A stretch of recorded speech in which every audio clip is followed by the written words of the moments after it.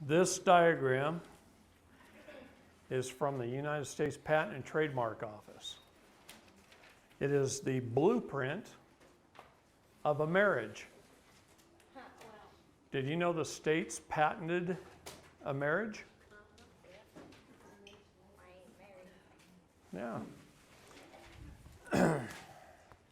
For all those of thinking about getting married or are married, this is for you. Or those that are divorced, it's still for you. See, the state is the primary in the contract. The state joins with the husband and then enjoins with the wife. There is no direct line connection between the husband and the wife. What's the ENJ? Enjoins. Enjoins. Joins and enjoins. Enjoins just means second position joinery. Okay? So the state joins with the husband, enjoins with the wife. There's no direct line between the husband and the wife. That is a broken line. Any architect or engineer will tell you that a broken line on a blueprint is a beam that bears no weight. And they put God on that line. So God bears no weight in the contract. When you get married with the state, God bears no weight in the contract. The state is the primary contract holder under the doctrine of parens patriae. And if the husband wants to deal with the wife, they have to go through the state. If the wife wants to deal with the husband, they have to go through the state, and so on.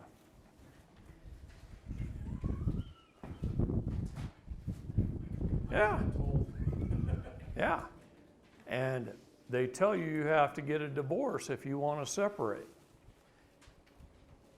When you get a divorce, you're still under contract with the state.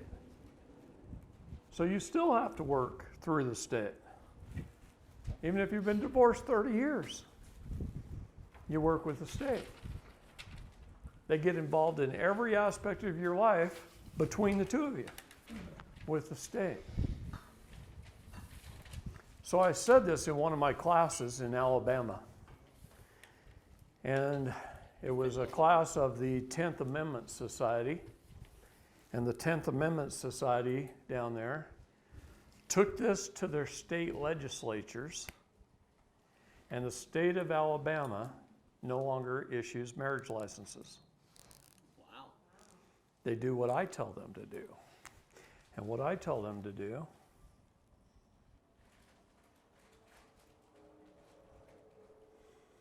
is to take a Holy Bible, a family Bible that has the pages in it, and you record the event, the date, the time, the place, who officiated, a couple of witnesses, and you do that with your births, your marriages, your deaths in your family, and you record them in a family Bible. The state of Alabama says, take these to a probate judge, and he'll record them on the land with the county recorder. And it's every bit as legal as that. But you don't have them meddling in your life. But you don't have the state as a primary in your life. That's how we're supposed to get married. Can you use anything besides a Bible? The Bible under public law, oops, man, 97-280. Public law 97-280, the Bible is law. The Bible is the Word of God. This nation was founded on God principles, and the Bible is law. And since 1607, we, the people, have been recording our marriages, our births, and our deaths in the Bible. and recording them on the counties of this country since 1607. It wasn't until the 1930s that we started doing this.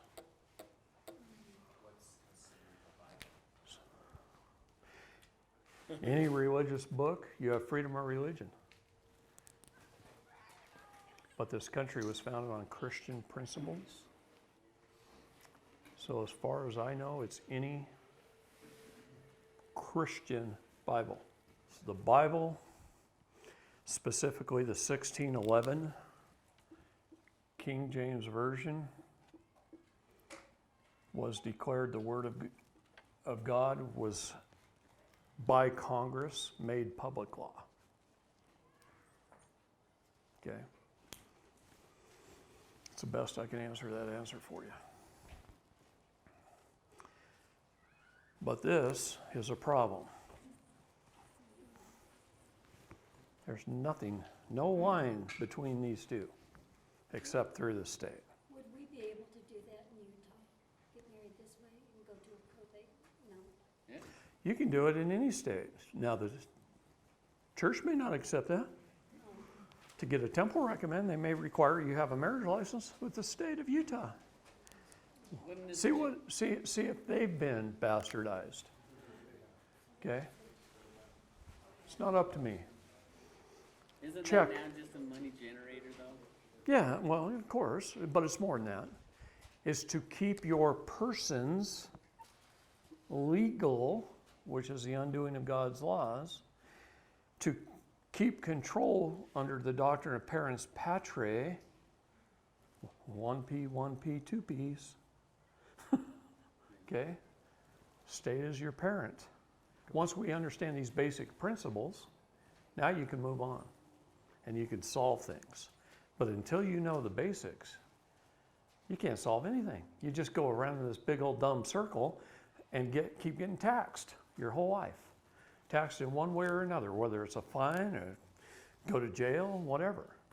See, I started talking about indictments. If you don't pay the bill, you're brought up on charges. If you don't pay the charges, you're asked to bond. If you don't pay the bond, your body is held as surety for the bond while they steal from your trust. They take from your custody trust out of your court case number, which is a CUSIP number. It's regulated by the Securities and Exchange Commission. You can look them up. Fidelity.com, if you know how to navigate their website, they make their website hard to navigate. An easy one is GMEI Utility.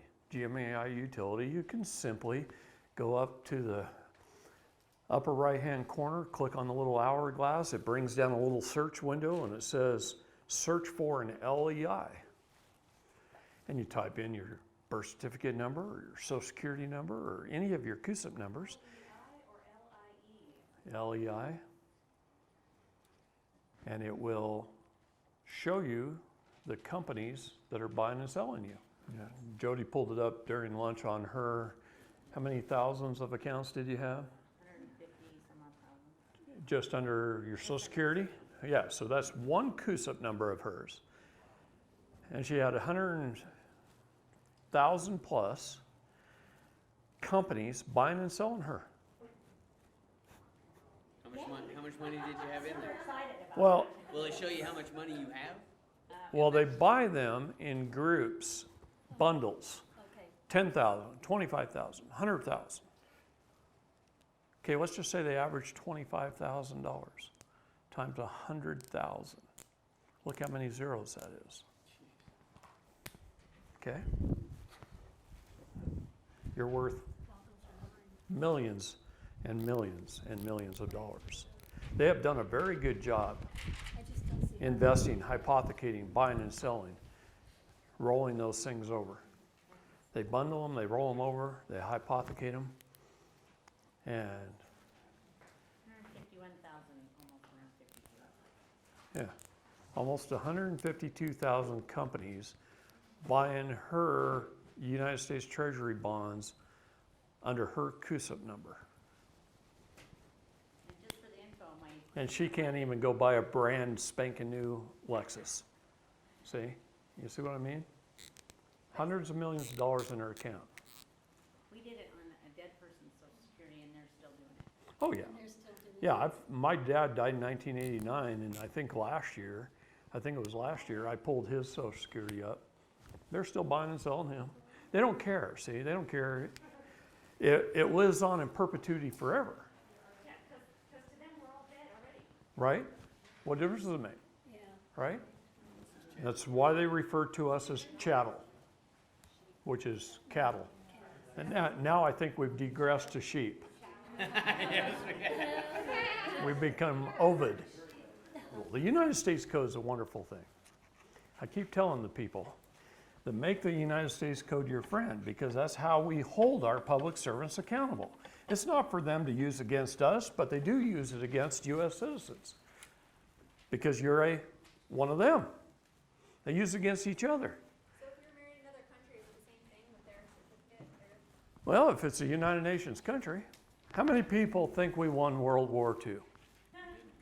No, come on, really. How many people actually think we won World War II? I guess it depends on what your definition of win is, but I'd say we did all right. Most people think we dropped a bomb on Hiroshima and Nagasaki and Japanese surrender and we won World War II.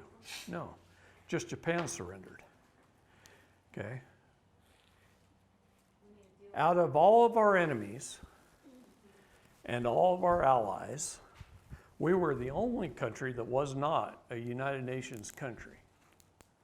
So the only way we ended the war was September 7th, 1945. We signed the United Nations Treaty, which took effect 90 days later on December 7th, 1945, which coincidentally Pearl Harbor was December 7th, 1941.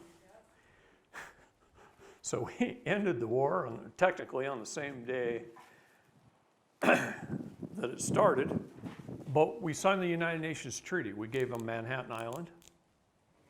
How do we know that?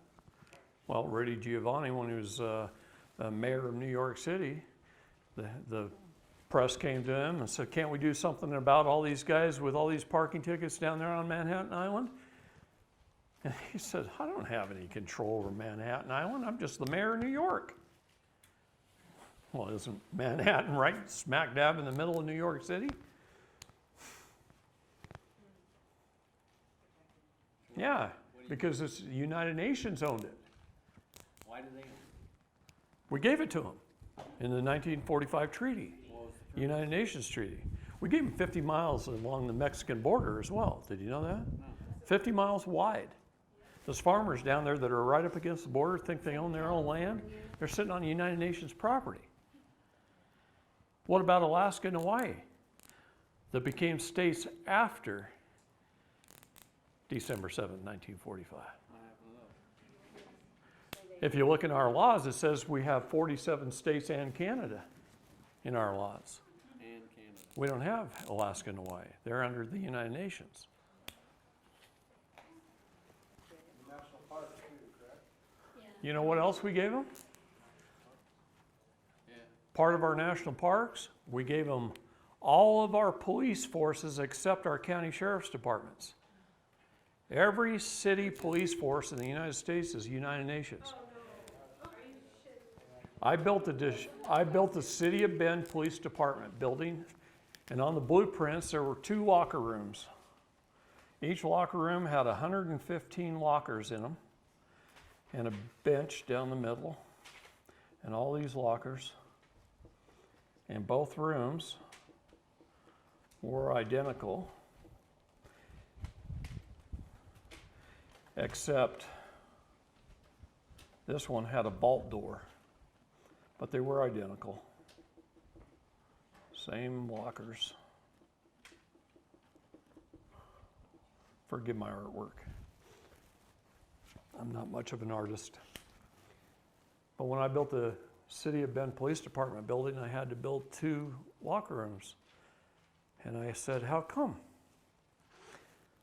Well, because this one's filled with the duty uniforms, and this one's filled with their United Nations uniforms. So when they have to switch over, If you look at State House Department Publication 6227, written in 1961. It's an order from the United Nations to tell the police departments to begin to find ways to confiscate our firearms. A foreign nation has to work through our State Department. So all the police get instructed from the State Department. We found this out in Houston, Texas, when the floods happened a few years ago, and the City of Houston Police Department had to put on blue uniforms. There's warehouses all over this country with UN Yep, vehicles.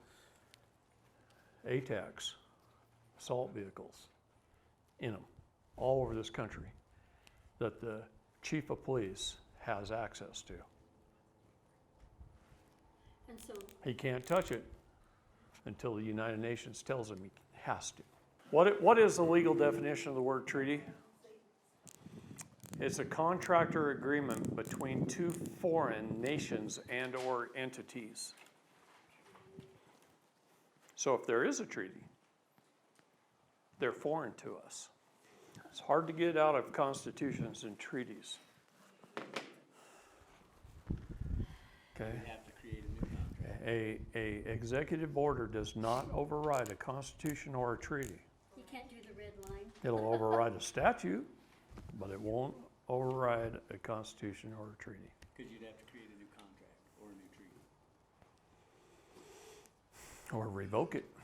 Oh, can he do that? I don't know, not without an act of Congress, and he doesn't have Congress on his side. Congress controls the purse strings. I went to Melania and I said, hey, we need some money to help fund the investigation of child and sex trafficking in the United States. And she went to President Trump. President Trump set aside $5 million to help us. That went before Congress. Congress goes, $5 million, what should we do with that? Let's create a child and sex trafficking task force inside the FBI and give the money to them. They don't do anything. My job's to just really wake you up, shake you and wake you, really. I'm getting And shaky, your job is to, and not in a good way. I don't expect you to believe one single thing I say. Go research it, find it out for yourself if you want to. Or you can just take my word for it, do what you need to do and move on and not spend 30 years of your life researching. Okay, so you make that decision. But what this takes me to is what we were talking about earlier about PTSD. Okay? Oh, good, okay. Every war prior to World War II was authorized by Congress, by our government. Every war since World War II has been a United Nations authorized conflict, not a war declared by Congress. So, as a moral young man joining the Navy, the goal is to go serve your country, to protect the citizens, to protect ultimately our families back home, and to fight a righteous war. And we go to war, and we fight, and we watch our buddies die, and we get shot, and bad things happen, and we come back home. And PTSD is where our souls are in conflict with our bodies. That's all it is. Because we went to war over money or oil. Not a righteous war. Not a war to defend our country, but a war over money or oil or some other political aspect.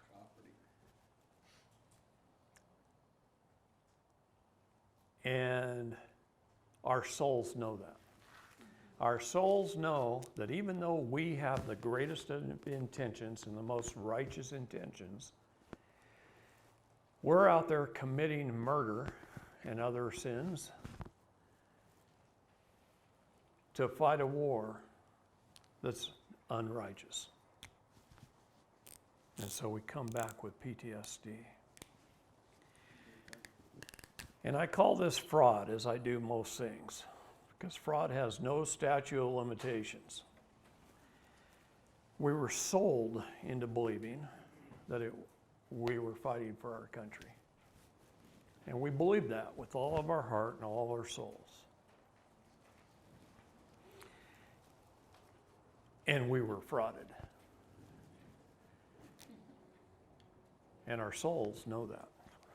Our souls are energy that holds us together.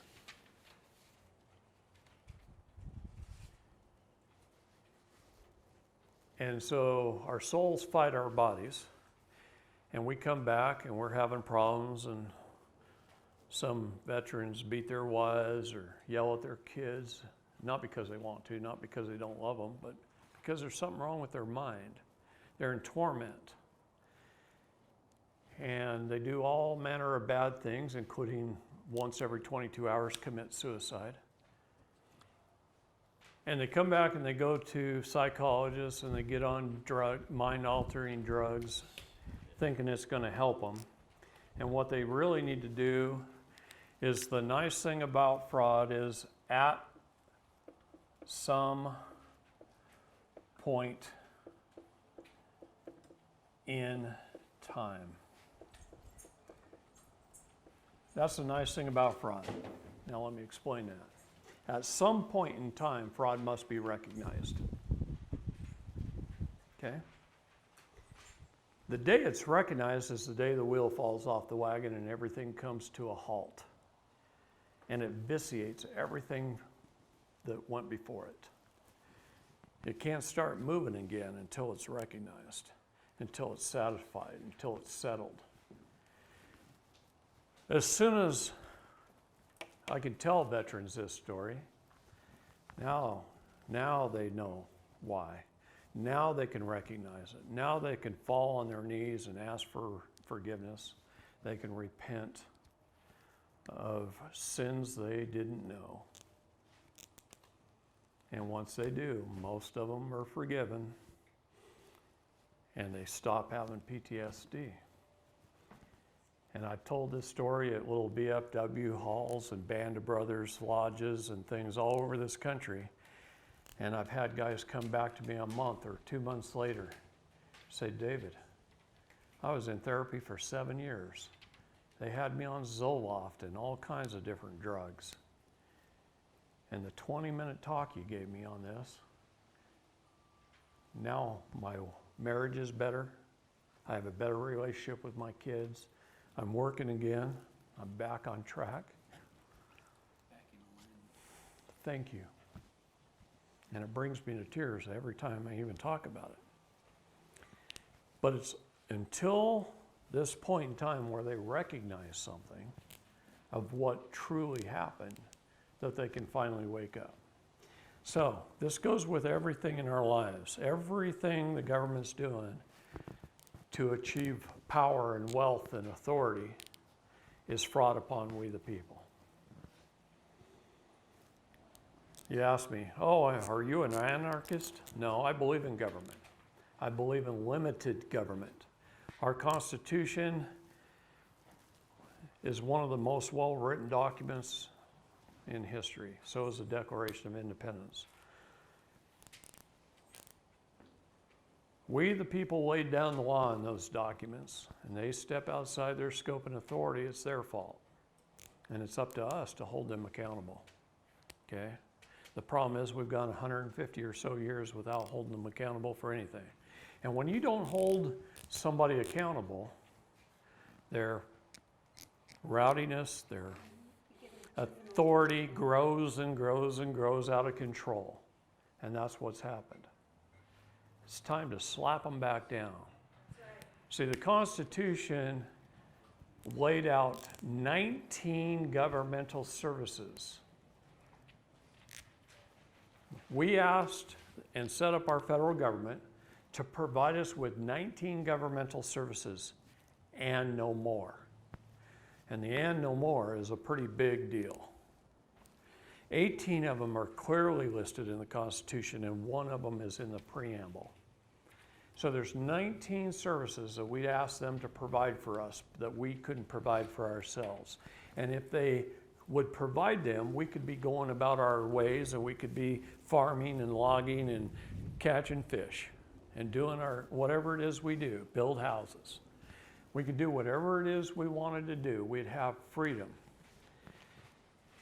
Did we ask them to provide us with 6,000 services and force us at gunpoint to pay for them? No. You ask me why I don't want to pay taxes? Because I don't want to pay for the 5,980 services I didn't ask for, that they don't have a right to provide us with. So how do I hold them accountable? Part of it's by not paying taxes. I'm not going to give them the money to do that. The problem is they're already taking it from me out of my Sesta QV trust.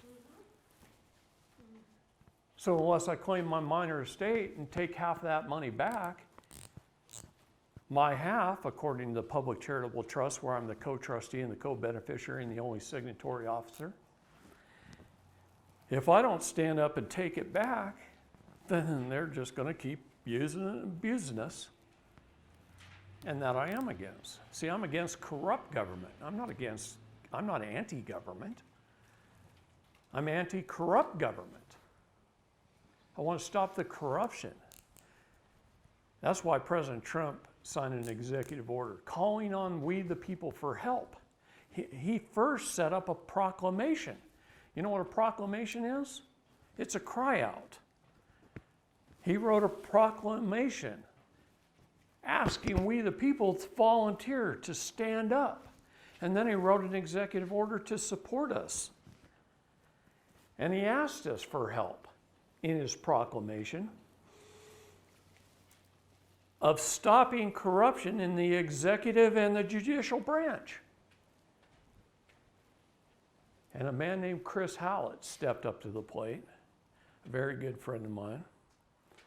And Chris said, hey, I get it. This is loss prevention for the United States of America. I've been a loss prevention attorney all my life. He used to work for Napa and other big corporations as an attorney who wrote reports to show them how to save money, loss prevention. And he said, that's all President Trump's asking us for. It's loss prevention. It's an emoluments thing. That's right. Article 1, Section 6, Clause 8 of the Constitution is emoluments violations. We're paying them to do a certain job, and they're operating outside their scope and authority.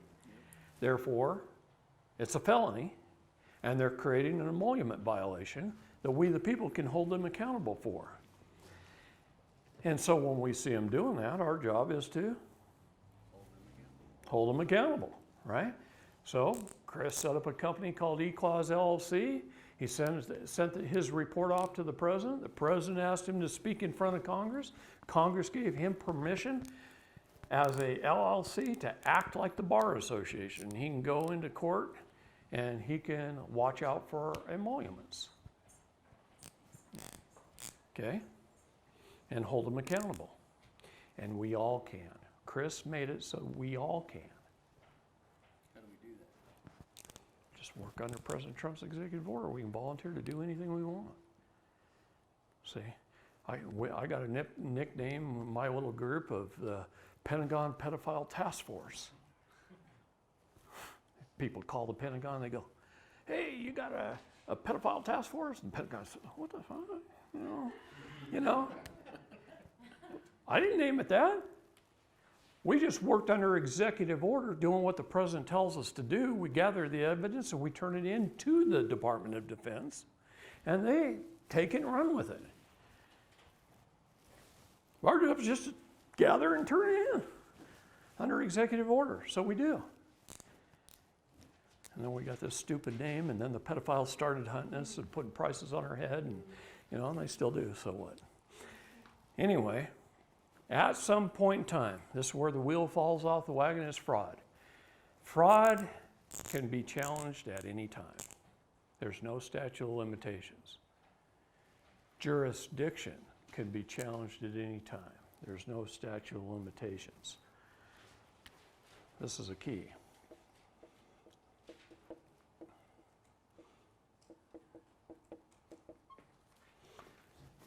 Two things that can be challenged at any time. You can be 20 years into a life sentence challenge jurisdiction due to the fact of fraud and walk out of prison. There's a lot of that, a lot of fraud. There is. Everything's fraud. There's no full and honest disclosure of the birth certificate, for one. Did you know a vessel had been created in your name? When you got a letter in the mail and it was addressed to your all caps names, you just think somebody made a spelling error? You see what I mean? No, they're sending a letter to your vessel. They're calling the vessel. They're summoning the vessel. Are you saying that on your birth certificate it's all caps? Yeah. What if it wasn't? What if it wasn't? So it wouldn't be valid? It's always all caps on the birth certificate. On the certificate of live birth, it's not always. Okay. Okay? They steal your soul. They take your soul prints at birth. They send you out to sea, presumed dead and lost at sea until you return and claim your minor estate. Legal definition of the word minor is somebody under the age of 18 or somebody of any age who hasn't claimed their minor estate. We're all minors in this room. Over and over again, the Bible teaches you to take dominion of the jurisdictions, land, the air, and the water. When you take dominion, then you're above anyone trying to control you. You're sui juris. You're of your own rights. Your rights are unalienable. Therefore, no one can control you. See? That's why I can walk into any courtroom, let them know my status, appear by special divine appearance, show them I've taken dominion over my jurisdictions, and there's nothing for them to adjudicate.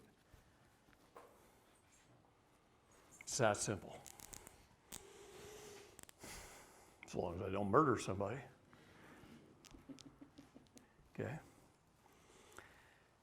So, these are the issues. Well, 5G was designed, installed originally to cause a great deal of harm.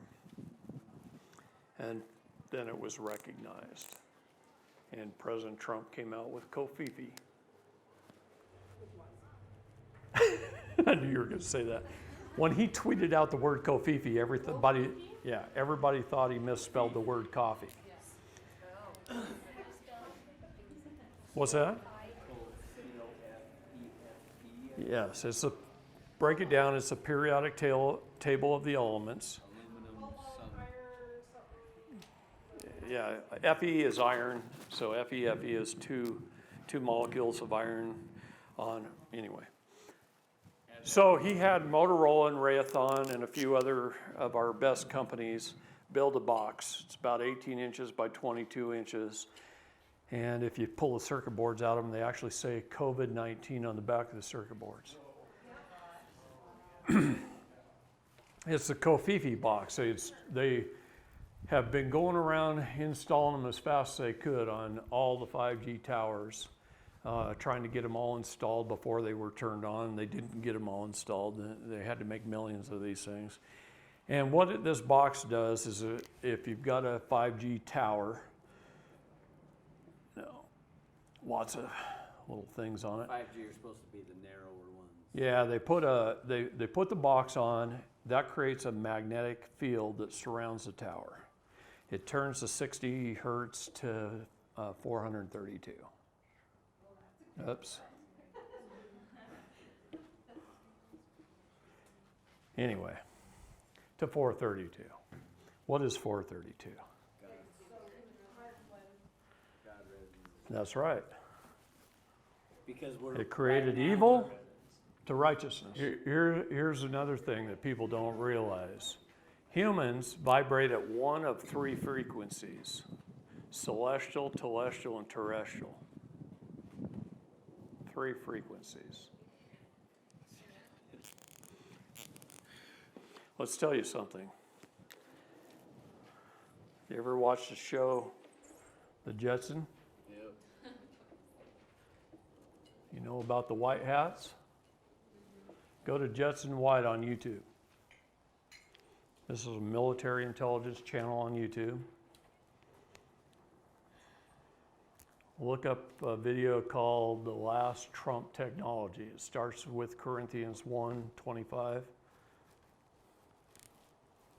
That's a fun verse to read. Anyway, kind of fun to look at. You'll learn things about the Schumann resonance, and there's an island off the southeast coast of Africa that our U.S. Navy has been guarding for a very long time. And what's taking place under that island. In Antarctica, there's a pyramid. Yeah. Have you ever seen the pyramid? I got pictures of it on my phone. I haven't seen it. But there's some things under that pyramid. Thanks to the Japanese, they discovered part of it for us. They decided that they like the best of everything. The Japanese want the best of everything. And so they decided they wanted the best bottled water. So where would they go get that? Down at the bottom of glaciers that haven't seen air in 70,000 years in Antarctica.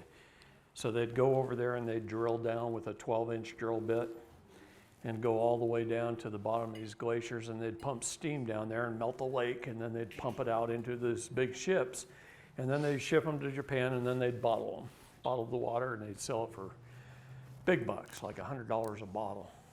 So anyway, they're drilling down with this 12-inch drill bit, and they hit what they thought was bedrock at the bottom of this glacier, and when they pulled the drill up, they looked in the bottom of the drill bit, it had a piece of machined titanium with a high nickel content Wow. in it. They had drilled through a spaceship, 70,000 years old. And our U.S. Navy found out about it, because we find out about everything. And we went down there and opened the hole up and went down and got a whole lot of technology out of a 70,000-year-old spaceship. You know, I know we're getting off the subject here a little bit, but there are all kinds of technologies that could save us from many, many different things. And it makes me mad that our Food and Drug Administration and other agencies of government step on those things like you would not believe. We've had cures for cancer for years. We've had all kinds of technologies. Scalar technology is huge. Which is what this is, the smallest one is. Got a doctor in Montana that can use scalar technology, and if he knows the exact GPS coordinates of a guy that's sick in Africa, he can cure him from Montana using scalar. Scalar technology can be used for good or evil. It can bring down an airplane. It can freeze and or microwave, depending on if you positive or negative it. Depending on the size of the unit that you use. It could freeze an army in its tracks, turn them to ice, or it could melt them in its tracks, or it could be used to cure malaria. Scalar technology can be used for anything. Because it seems like it's just wiping everybody out. And we've had it for a long time, since the late 60s. Russia had it first. It was a wonderful technology. And they knew it could be used for good, and they knew it could be used for evil. I've got the CIA report on it right here. It's a wonderful thing. I'm concerned about my grandkids going to school and the masks, and if they don't comply, I'd be concerned too. yeah. I'd be suing your damn governor right now. Done. Yeah, I know. How do we go about doing that? If we Oh, had- there's already a lot of people doing it. And How do we get involved? but everybody needs to get involved. That document ought to have 25,000 signatures or 250,000 signatures. Okay? The lawsuit document's suing Herbert. Anyway, they're following a foreign agency. Okay? The minute they do that, they shouldn't be getting paid by us. Remove them from office. An emolument violation. It's a constitutional violation. I don't think they put that in their lawsuit. But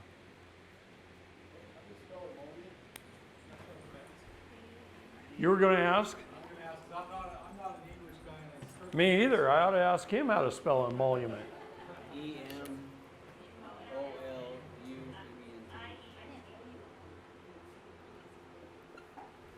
Oh, I was wrong. Am I right?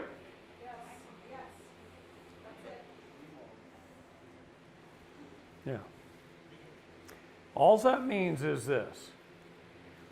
We, the people, lay down our laws. Okay? This country was founded on the Law of Nations by Vattel, a book written long before there was a government on this shore. The Law of Nations by Vattel. By Vattel. He's the author. The Law of Nations. We, the people, lay down the law. When our public servants step outside of the scope and authority of the law in which we lay down, they are committing an emolument violation. In other words, they're getting paid for their position of power and using it in a method that we didn't authorize. Okay? That's what that means. Can you give an example? Oh my God.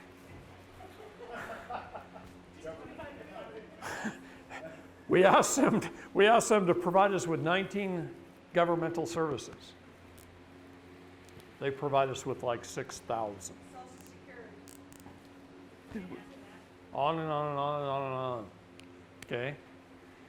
We had a contract. A constitution is a contract between we, the people of the states, forming a U.S. government to provide us with 19 essential governmental services that we agreed to pay for. That's all it is. Anyway, the United States Code, we need to make it our friend because that's how we can hold them accountable. I can't say that often enough. If you don't know it, you can't hold them accountable. The number one things that Title 18 of the U.S. Code is felonies that they commit on a regular, consistent basis. So Title 18, USC, sections 241 and 242, we need to know. Every one of us needs to know those two, if nothing else. Okay? With those two, we can get them off of our back. All right? 241 is a conspiracy to deprive us of our rights, and 242 is a deprivation of rights. So if one officer deprives us of our rights, it falls under 242. And if two or more, it's a conspiracy to deprive us of our rights. Anything that's a conspiracy falls under RICO. Which is what Trump's trying to go after them all for. Huh? Isn't Trump trying to go after a lot of them for all that right now? RICO Act. If you look at our sealed indictments, which a lot of them have already been unsealed, the number one charges are sedition and treason.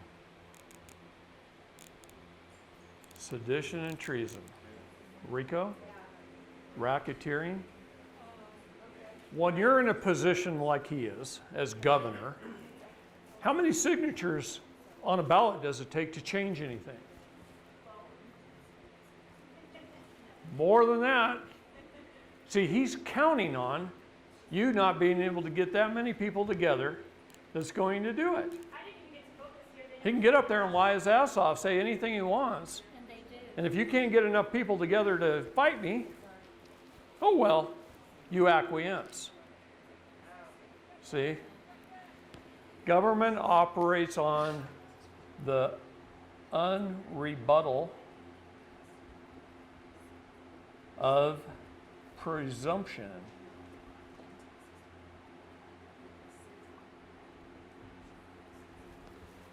They presume, they assume, you don't rebut. Kind of like they're assuming we're all sick right now. You go out on your daily lives, you watch your soap operas, and you play your pickleball, and you don't do anything. And they do whatever they want. That's how they take power. That's also what parasites do. You know, I was talking about you. All right. So, doesn't matter what you're doing, but we should be able to live our lives, ride our bikes, play pickleball, go fishing. We should be able to do those things and not have to spend every waking moment learning how to combat what they're doing to us. During this period of the Great Awakening and even before, I've been doing this about 35 years, more than some of you have been alive, okay? And during that time, I have seen many, many groups stand up to fight. And then those groups tend to go away over time because of infighting amongst themselves. They know that. They know you're going to destroy yourself. That's why I tell people I love everybody that stands up. I don't care how you fight. I don't care what group you're in. I don't care if you're right or wrong, as long as you're standing. Because as long as you're making an effort to do so, the people I don't like are the ones that don't make any effort. Okay? Not everybody's going to be right. No one's right 100% of the time, or our name would be Jesus Christ. Okay? We're just not. I hope to be right as much as I can. But I'm not always right. I try. I try very hard, try harder than most, but I'm not. Okay? But as long as we're standing and making an effort, they're not going to get away with as much stuff. They're like that bully little kid on the block whose parents never discipline them. And they just steal your lunch money, and then pretty soon they're stealing your lunch box. And then pretty soon they're stealing your car. And that's what they do. They just do it a little at a time. And they gain more and more and more power. And for the last 150 years, we the people have not been good at standing up. We just haven't. The groups have been too little and too small. Now we have thousands of groups out there. We got the Jural Assemblies, we got Patriot groups, we got 3%ers, we got hundreds of groups just standing up. I refuse to be a part of any group simply because I know that they self-destruct. They usually get someone in who's a dictator type, and it's my way or the highway. And the other people are going, well, that ain't right. We're talking about our freedom here. We have freedom of expression. We should all learn. We should all learn from each other and gather information and put it to work. And I'm saying as an individual, as long as we take dominion over all three jurisdictions, most of the groups are jumping out of the water and onto the land with both feet, and they say, this is where we want to be. And then the water comes behind them and drowns their butts. See? Because they didn't take dominion over it. They didn't jump into the jurisdiction of the air either. And that's the highest form of law. Why are they only going to the land when the highest form of law is the air? You're better off putting everything in a trust and jumping right into a trust and holding the fiduciary responsibility. You got more clout. But they don't do that either. In fact, some of those groups don't even believe in trusts. In fact, I was told by one of their leaders that trusts were developed by the Catholic Church. And I go, you got to be kidding me. What's Genesis? Was that developed by the Catholic Church? That was long before the Catholic Church. All through the Bible is trusts. Trusts are the highest form of law. Even judges know that. They know a fiduciary is the highest clout. That's what a handshake is. Right? Huh? That's what a handshake is. Trust. That's right. So why aren't they jumping into that jurisdiction? Because right now we can't change it. Right? All they're thinking about is property, equity, their rights. That's all they're thinking about. You can't have your rights until you take dominion over all three. This is what I'm trying to get through their heads. Once we do, there's nothing to adjudicate. We've already settled the matter. Everything is a settled matter. The trick is to be at peace. See, I want to be at peace as long as I can until I'm backed into a corner. And then by God, I'll fight. But until then, I'm at peace. And they're at war. They're bringing the summonses and the warrants, right? They're declaring war. Look at the Lieber Code. We've been under the Lieber Code since 1861, March 23rd, I think. Can you declare war on the spirit, though, that's not alive? They're inland pirates. They're after your vessel, your ship. That's why the U.S. Navy raised the high water mark in Colorado. They put it up on the top of the mountain. What does that mean? In brass and stone, there's a high water mark. So everything under. So everything's underwater. It's inland piracy. You know what the highway robbers are doing with the blue lights on top of their cars? They're highway robbers. Highway pirates. Yeah, it's inland piracy. Okay? It's all a matter of unlawful conversion. They unlawfully convert our soul, our name, the things that are most precious to us. They convert them into something else that they can control. And we just sit back and go, oh, well, shoot, I got a letter in the mail today. I guess I better answer it. Oh, it says I got to show up in court on May the 3rd and 8:25 in the morning. Guess I better go. And you show up under general appearance to your all caps vessel name. You don't know the difference. You know, they used to call it a straw man. I hate that term. I hate that term too. Because it's not. It's a vessel. It's a separate entity. And I hold the office of person as a signatory officer for the vessel. So I sign the bills of lading. I pay the bills of the ship.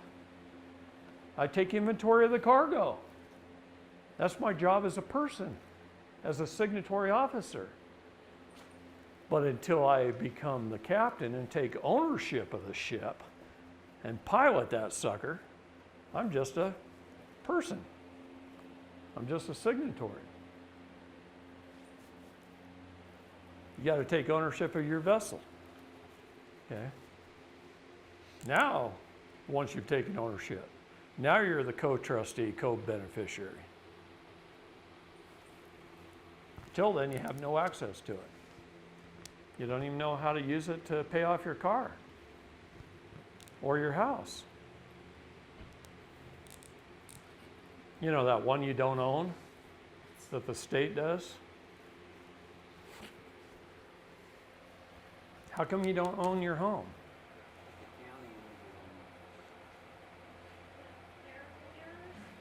Because of clerical errors. This is a wonderful friend of mine in Indiana. This is the tax bill he got on his home in the mail. I said, make me a bunch of copies of your tax bill. It was a one-page bill. He made me a bunch of copies. I start off and I go, top left-hand corner, very first thing is an error. It says a parcel number. That's an error. So I circle the error and I bring a little line down and it says land patent number 6743 and 6747. County, correct the error. Right? Go to the next page. The next little box says property type, real estate. Come on. Real estate. Think about what that word is, what its legal definition is. No, it should say private property. Please correct the error. So I go to the next little box. And it says name, deeded owner name, name error. It's under Dyson, comma, Doug. I said, Doug, what's your name? He says, it's Douglas Allen Dyson. So I say, name error, Douglas Allen Dyson. Please correct the errors. What did it say on there? Said Dyson Doug. Well, it just said deeded owner's name. Deed owner. Deeded owners. A warranty deed is an abstract of title. And then go to the next box. It says property address. 3630 East State Road, 14, Columbia City, Indiana, 46725. Now, by writing it that way, they put it in the District of Columbia, a federal district. They took it off the map of Indiana, and they put it on a federal district map overlay. Okay? A clear sheet of paper laid over the map that they could make all bunch of errors on. So I said, wait a minute. His address is incorrect. It is in care of 3630 East State Road 14, Columbia City, Indiana, spelled out, not I-N, near, in brackets, 46725, non-domestic without the United States. Wow. Please correct the error. Which now put it at that location. Now, it says legal description. United States Code says all property shall be held in metes and bounds. Should have a metes and bounds legal description. What is that? Well, from this marker, it's so many feet to this property corner, and then it's so many feet to this corner, and so many feet to that corner, and so many feet to that corner, and so many feet back here. And then this is the property. It's in metes and bounds. They have it as Lot 76 of Stable Acre subdivision. See, they just made a clerical error. They took the metes and bounds off. They named it whatever the SMU they wanted to name it. You know what SMU is, right? It's shit made up. Okay? And they made it whatever they wanted to make it. And they took off the lawful metes and bounds. So I said, error, see attached, lawful metes and bounds, land patent number 6743 and 6747, a part and parcel thereof. Please correct the errors. So then I went to the next error, and that's where all their money is. You owe this much in penalty and fees, and this much in delinquent tax, and this much in other assessments, see table 4, and this much in property tax, and on and on and on. And I circled it, and I said, error, land patent of private property is tax exempt. Please correct the error. Land patent private property is tax exempt? Of course it is.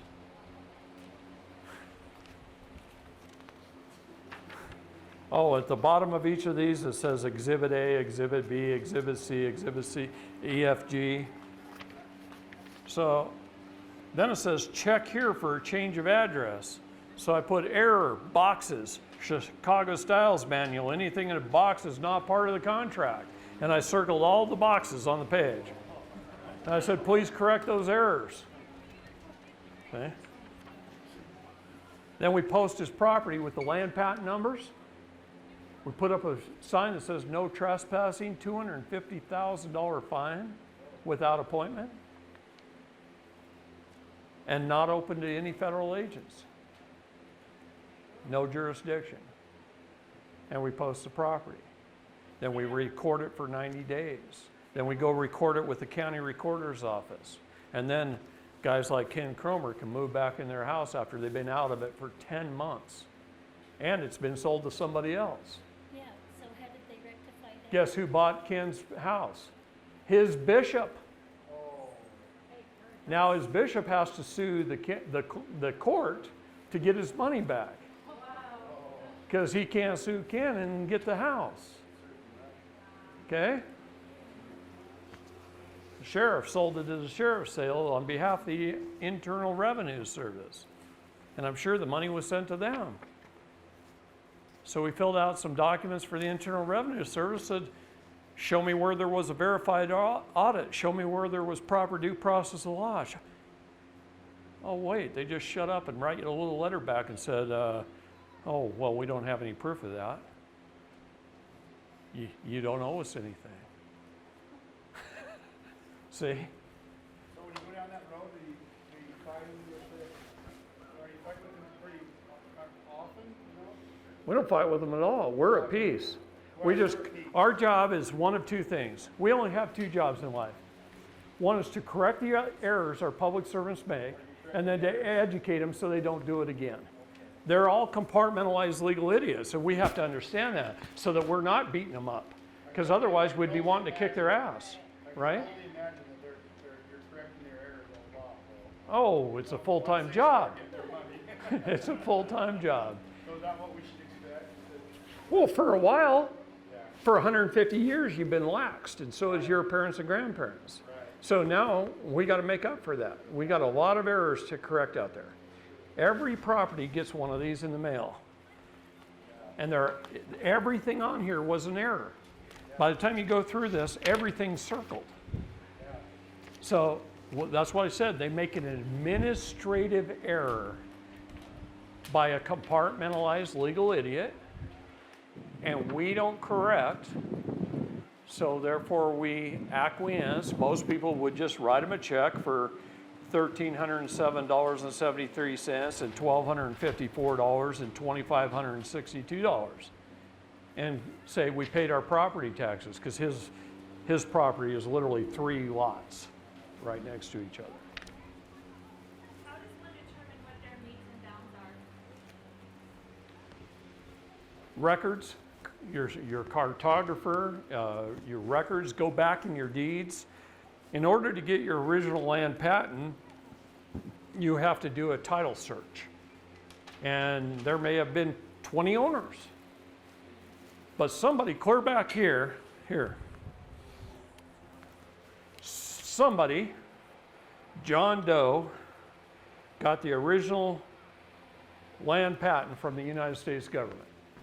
And then he granted it to his heirs through a grant deed. See, it can't be sold. It can only be granted. It can be granted for consideration, but it can't be sold. So you grant deed to his heirs, right? And maybe that's Bob Doe. And then he grants it to his somebody, grant deed. And then they sell it, and it's a warranty deed. At this point in time right here is where the county stole the property on behalf of the state. And that may have been 6 owners ago. And the land patent was probably a 640-acre piece of property. And you own this little lot right here. So this is land patent number 2170 or something. And you only own this, but that's an underlying land patent. So this is why we say a part and parcel thereof. So you get the meets and bounds description of that as a part and parcel of land patent number 2170. And there's your property. So could he have avoided being kicked out if he had done things a different way, or? Sure, before he even had this issue. But see, fraud at some point in time, it must be recognized. So he didn't know this stuff. He didn't know there was an underlying land patent. He couldn't be kicked out or anything like that. And the sheriff came, kicked him out. He's out living with somebody else for 10 months. And then some ugly guy named David came along and said, hey, why don't we just put your property back into this original land patent and accept the last grant deed. We have to accept that grant deed and then record it and then publish it and then tell the court where to go and how to get there. Okay? David, And move back in, because otherwise they'll get you on abandonment laws. So we moved back in, and I had to fly back to Oregon. So Shauna Cox and Ryan Bundy came up and stayed with Ken the first 3 nights. They were out barbecuing on the backyard and the police showed up. Bad move on their part. Because Ken says, well, why don't you guys just call the county recorder's office and see whose name's on the deed? And they did. And so they left. Okay? So does he get a tax bill every year? Or, If he gets one this next year, okay, he's going to do that. Because they're going to keep trying. They don't give up for a while. Once you beat them 3 or 4 times, it's not worth their time and effort. They'll just cost us more than that $1,000 to fight you. We're going to quit.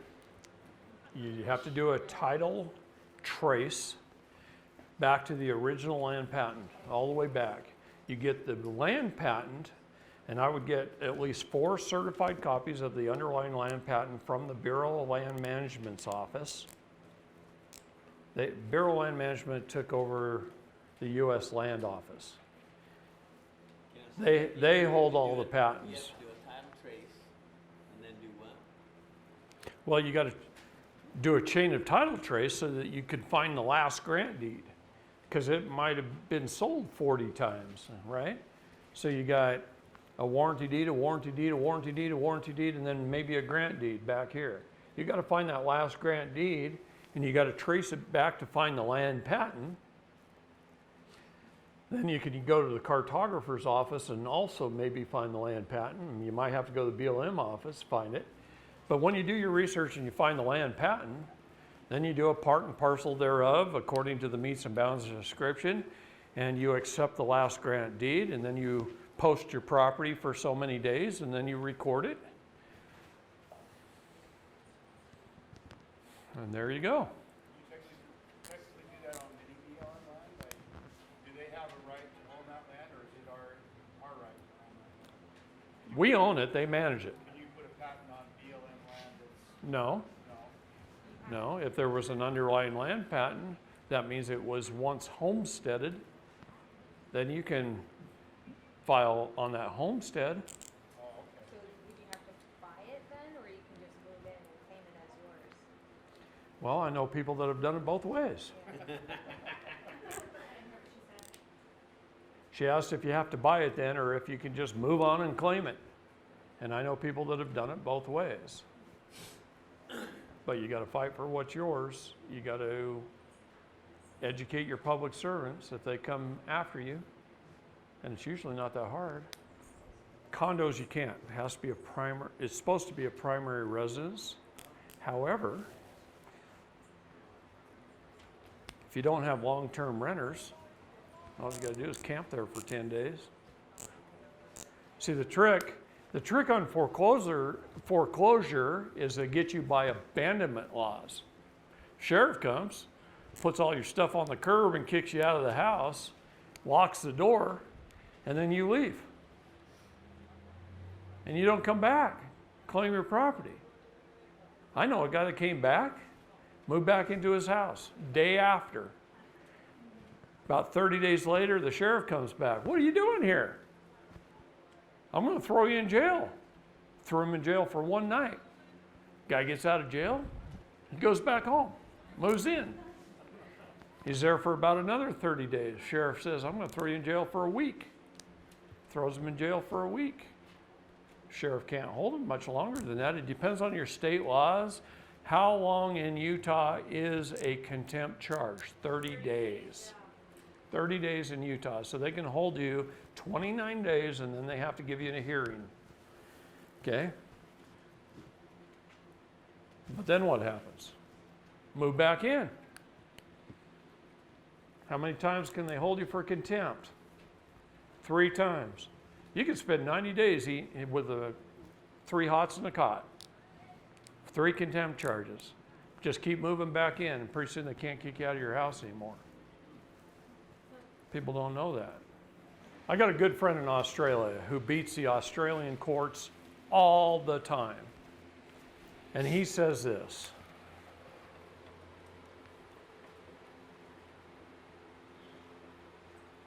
never give them your last name. They say your name? No? No, Your Honor, my name is this. They never, he says, never give them your last name because it puts you in a military jurisdiction. Okay? Even women? And they typically do it under all caps first.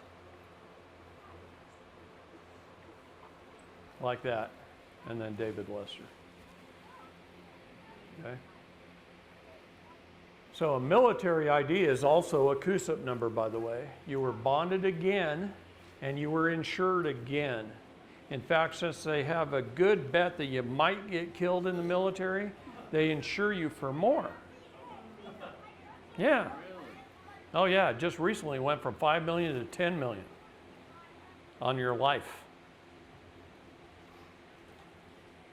See, if you were born after 1975, you were bonded for $1 million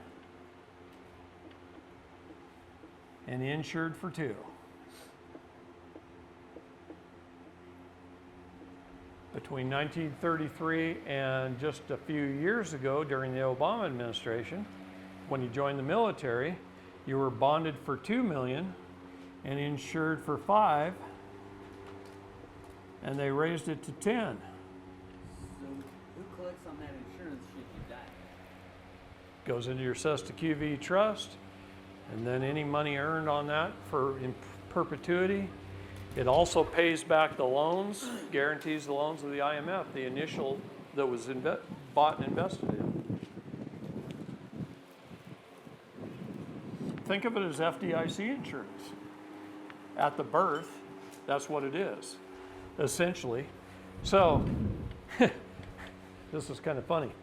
If the IMF is the lender, the IMF lends the $1 million to the public charitable trust. They just put it out there in the public, right? Then they bond you for $1 million, and they insure you for $2 million. That's a guarantee that they get paid back in case you die of, what is it called when little babies die a few days later? SIDS. In case you die of SIDS. So what is this? This is fiat. Yeah. What is this? Oh, That's real money. oh, really? That's why it changed. So what if you get a paycheck stub? Who works for a living?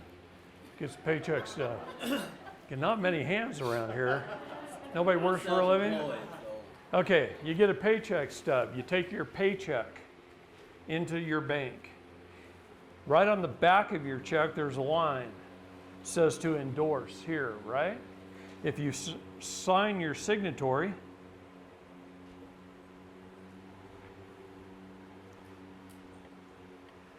and you write USC 12, section 411,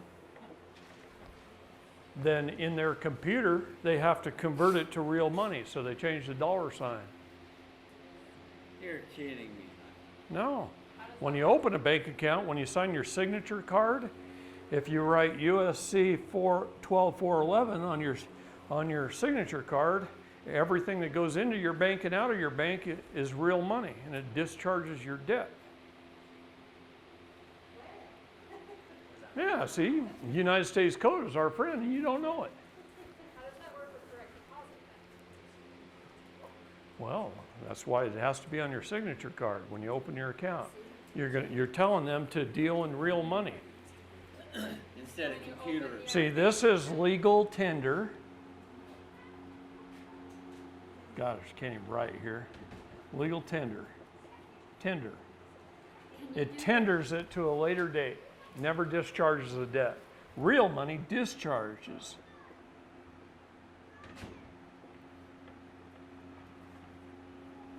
Debt. All they're doing is hitting a different dollar key on their computer. They have to keep track of both. Was it USC 12, section 411? Title 12, Section 411.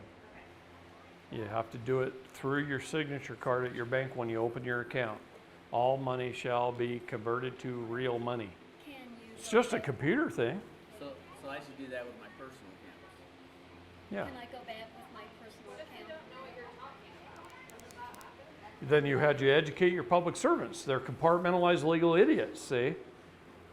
You got to learn it, and then you got to educate them and control them. It's up to you to hold them accountable. Any public servant must be taxed, pay income tax. Private individuals do not owe a tax on their wages, their sweat of their brow. Okay. W-4. You don't fill out a W-4 when you go to HR. Okay, the first thing you do is you fill out a Form 56, which notifies the IRS of what your status is. A Form 56 tells them who you are. Then, at your employer, you fill out a W-8, B-E-N, as a tax-exempt foreign estate and or trust. Now they can't withhold any taxes from you. Now you can't do that because you work for the federal government. Neither can you. You need to change your status first anyway. Status is everything in the law. Status, standing, then jurisdiction. So you change your status, then you take dominion over your jurisdictions, and then you have standing. You don't have standing until you take dominion. That's why they say all are equal in the law, rich or poor, black or white. Ignorance of the law is no excuse. You all have the same standing.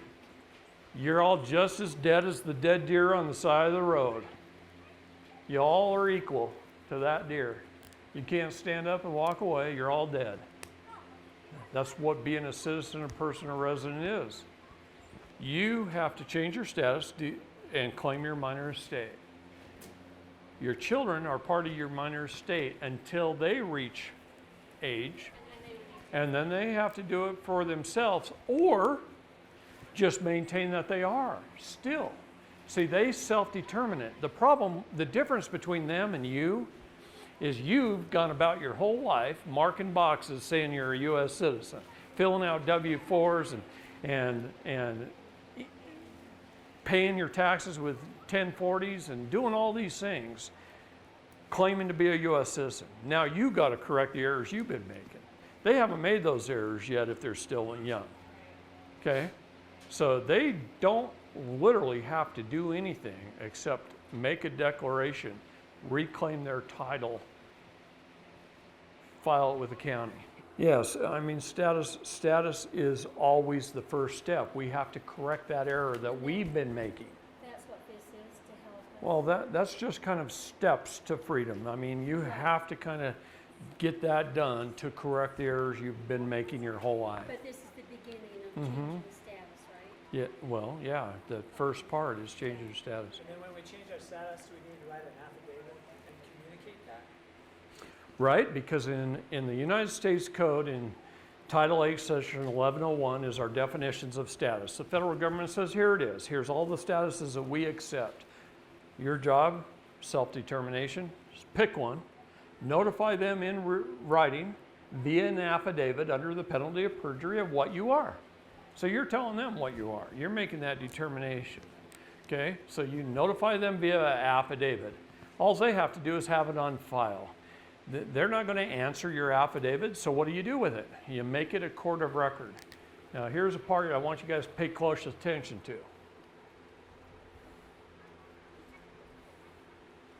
What is a court of record?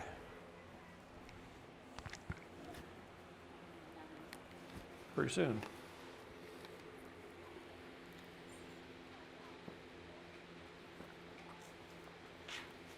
I'm waiting.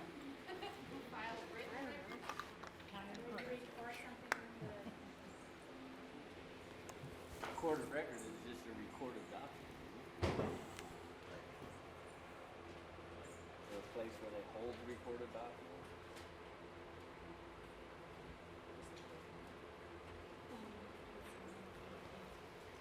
An Article 3 or an Article 6 court is automatically a court of record. They're a constitutional court of record. Article 6. Okay. But what I'm talking about is not a brick building somewhere. Okay? The brick building is not a court of record. None of these courts are courts of record. In fact, in one case here in Utah, we proved that the First District Court of Cache County, along with 7 other county courts in this state, are owned by one man who lives in Ogden, and his headquarters are in Ogden, Utah, not even in Cache County. And he owns them just like a McDonald's franchise. So do you think they're government? Yeah, that's what I'm talking about. He's got a Dun & Bradstreet number. You look him up on manna.com, and it says private for-profit corporation. Yet everybody gets charged of any kind of crime in Cache County, goes to the First District Court of Cache County. He owns the court. Does that mean he hires his own judges? Does that mean he hires his own attorneys? Does that mean he gets a cut off what fines you pay? Yeah. Do we know his name? Yes, we do. Would you say it? No. So, what is a court of record?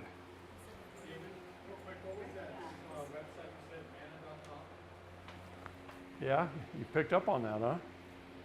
Thought I said that quickly. Yes. You want to look everything up on Dun & Bradstreet and Manta.com. Get their Dun & Bradstreet numbers. I was going to talk about this tomorrow. Manta.com? Yeah. You're getting ahead of me, you guys. Okay? This was tomorrow. I was going to talk about knowing thy enemy. Okay? All right. Your documents become a court of record when they are properly served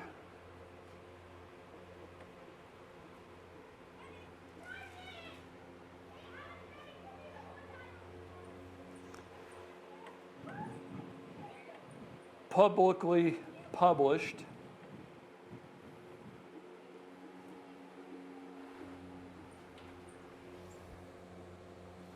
and filed. Your documents become a court of record when they're properly served, publicly published, and filed. So what does that mean? Okay, let's just say we're changing our status. You write an affidavit, you send it to the Secretary of State of the United States, Mike Pompeo. That's who you're required to send it to by the United States Code. Now me, I want everybody to know about it, so I send it to Donald Trump, I send it to our Attorney General, William Barr, I send it to Mike Pompeo, I send it to the Secretary of State of the state I was born, and I send it to the Secretary of State in the state I choose to inhabit. And they all get one, and every time there's a regime change, I send it again. I want them all to know why I made that decision, okay? So I send my affidavit to Mike Pompeo. And I send it registered mail return receipt required, so I get the green card back that somebody has to sign for. And it tells a date on when they received it. I get that back 1 to 2 weeks later. There's somebody there sign for it.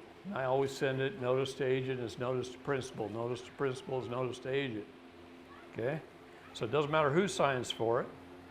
It's just like he grabbed it himself out of the mailman's hands. He's been served. So then I do a certified proof of service. Certified proof of service.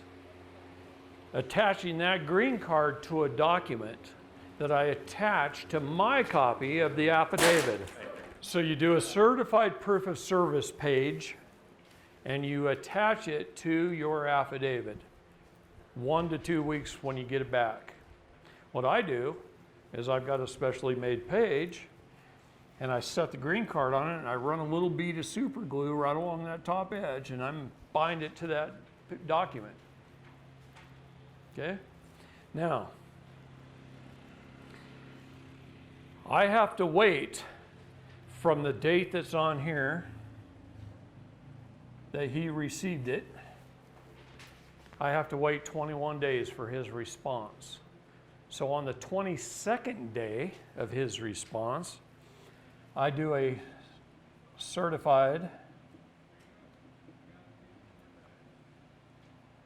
judgment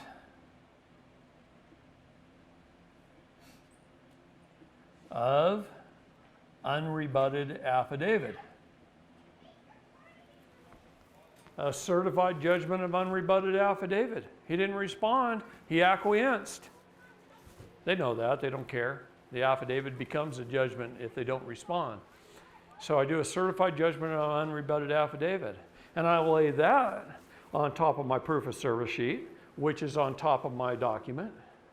And now I go down to the county recorder and I put it on the land and I publicly publish it. I make it available to the public.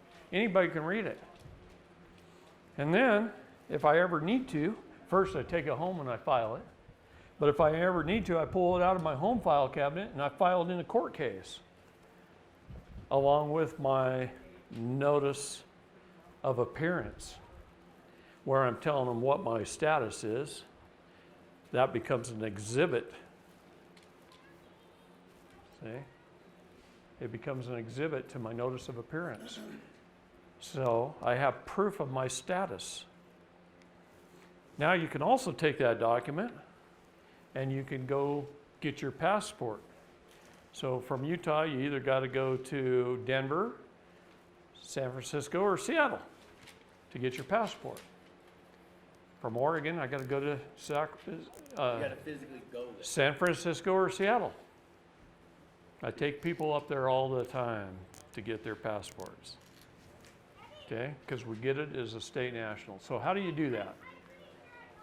You look on your steps page that you were handed. You download the DS11 form on your computer and print it out. Then you go to Copper Moonshine Stills and you fill it out exactly the way he tells you to fill it out. He's been helping people for 20 plus years and he keeps up to date. So I trust him, so fill it out that way. Then you take that, go to Costco or wherever, get your 2 photos and your ID that's required, your pieces of ID, and you have it filled out so that it's filled out the way a state national is supposed to fill it out. Take your 2 pictures, take your ID that's required, take your affidavit with you, go to the agent who's going to issue you your passport. And you say this, and nothing but this. Here's my application properly filled out. Here's my 2 photographs, and here's my picture, my IDs that's required. And here is my affidavit that determines my status under Title 8, Section 1101, A21 and 23, that I am a state national, recognized by the United States of America as a clean and proper status, as one of we the people. Please issue me a passport that reflects that status. And then you shut up. And he's going to go get his supervisor. Okay, and the supervisor comes out. You say, well, I submitted my application properly filled out, my 2 photographs and my ID is required, and my affidavit of status that determines my status as a state national accepted by the United States of America. Please issue me a passport that reflects that status, and then you shut up. And he'll go back and he'll say, come back at 3:30 and pick it up.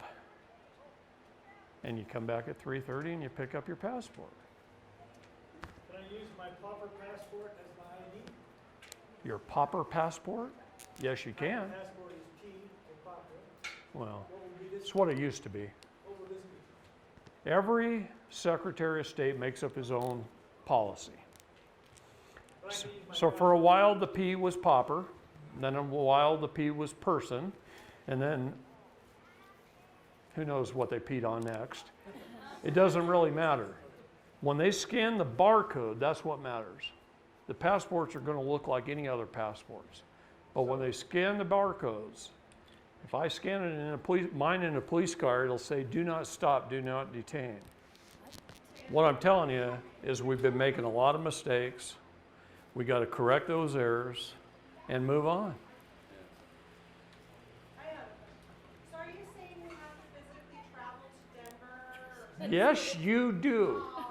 If you go, the post office is just a transfer station. And it's like the old telephone game. You remember that? If I say something into a telephone to you, and then you tell them, and then you tell them, by the time it gets back around, it's a totally different story. Well, when you go to the post office and try and explain this, there's no way in heck they can explain it to Denver, which is where they send it. See, all they're doing is transferring it. Gosh, if you lived in Texas, you could go to either Dallas or Houston. Yeah, but from Utah, you got to go to Denver, Seattle, or San Francisco, and your documents become the court of record when. Always remember this. See, if you go to court and you just submit your documents into a court case, administratively, that judge can do whatever he wants with them. He can throw them out. But if they're publicly published and then submitted in court, it's a settled matter. There's nothing for him to adjudicate. He can't destroy a document, or under the United States Code, he's committed a felony. You want to start holding these judges accountable? Publish your documents first. Then submit them in your court case. Then if he throws them out, he's in deep doo-doo. Now you countersue. Every state statute in the United States says this. Every state statute says this. The only remedy in a state court is a tort claim. Did you hear what I just said? If you're just playing defense, you can't win a football game. You got to go play defense and offense, and you got to do it at the same time. So if you want to win, you sue them.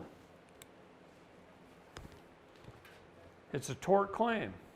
If I go out here on the street and I come to a stop sign and somebody runs into me, what do? I want you to think about this for a second. I go to the person, I gather his insurance information. What company do you have? What's your agent? What's his phone number? What's your policy number? I don't care that much about you. Accidents happen. But now I go file a claim with the insurance company, and they pay the bill. What does government teach you to do? To go complain. Go complain. File a complaint. I think part of that's ain't. Nobody want to hear you complain. Nobody cares if you complain. If you do complain and they decide to investigate it, who's going to investigate it? The people you're complaining about. It don't mean nothing. Never complain about anything. It's not worth your time or day. Didn't your mama teach you that? Stop complaining. Quit whining. Stop complaining. My mom used to say that all the time. Quit complaining. She was telling me complaints don't matter. She don't want to hear it. She's not going to listen. Neither are they. But the government's really quick to hand you a complaint form. Then they can round file it the minute you walk out the door and drive out of the parking lot. They don't care. You file a claim. I, David Lester Straight, claim Bob Jones trespassed against me. He committed this felony and this felony and this felony. They carry a penalty of $250,000 and 1 to 10 years in prison. Now I sign it and notarize it, and I put it into a court. Crap. That's what they're saying. This guy actually filed a claim. And then I go, oh, and here's a FOIA request. I want to know who your risk management company is. See, up in Montana, there were a couple of people in the county who were getting beat up by the county sheriff for exercising their constitutional rights. And the sheriffs were putting them in the hospital. So we went after MACO, the Montana Association of County Insurance, whatever it is. I don't know what it is. MACO. It's the insurance company. We sued the insurance company for the amount of their policy rider. We found out they were insured for $5 million. So we sued them for $4,995,995 because they have a constitutional rider. And they had constitutional rights as your sheriff was taken away from them. And MACO settles the claim out of court. Writes a check for $4,995,995.95. And then MACO goes to the sheriff, says, you ever do that again, we're dropping your insurance policy, you better knock that shit off. And you know what? People are treated a whole lot better in that county now. So you don't sue Bob Smith. You put in a claim to his insurance company. Who are these guys under their oath? Who are they bonded by? What insurance company do they have?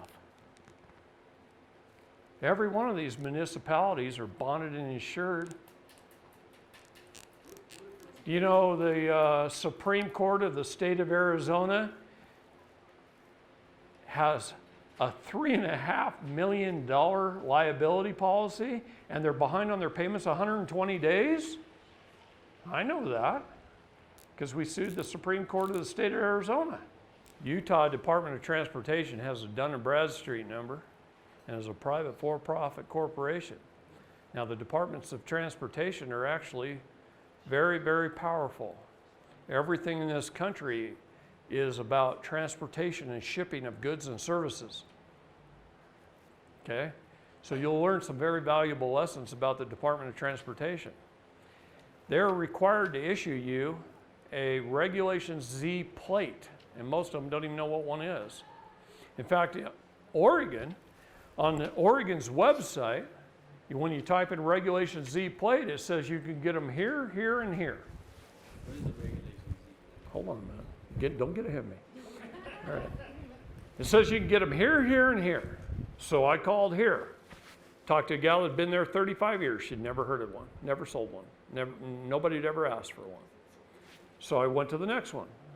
And this guy was some warehouse somewhere for the Department of Transportation. He goes, oh man, I think we have some lying around here. I think I saw a box of them once, maybe 20, 25 years ago. I'll see if I can find them. I said, how long would it take? He says, I don't know, give me the rest of the afternoon. I'll call you tomorrow. Called him tomorrow. I couldn't find them. Couldn't find them anywhere. No, I asked everybody, nobody knows where they are. So I called the next one. They go, oh, this is the place that actually makes the plates.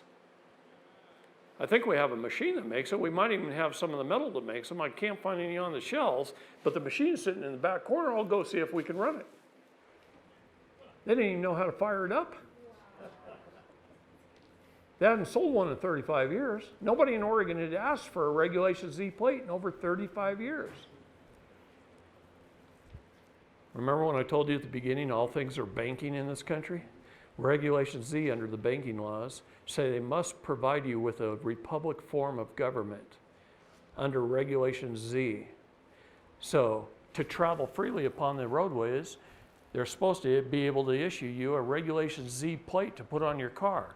It never has to be renewed, and it's your right to travel. But these state DMVs don't even know what the hell they are. Nobody's asked them for one in 30 or 40 years. So that's Because they're why, getting all the fees and all the stuff off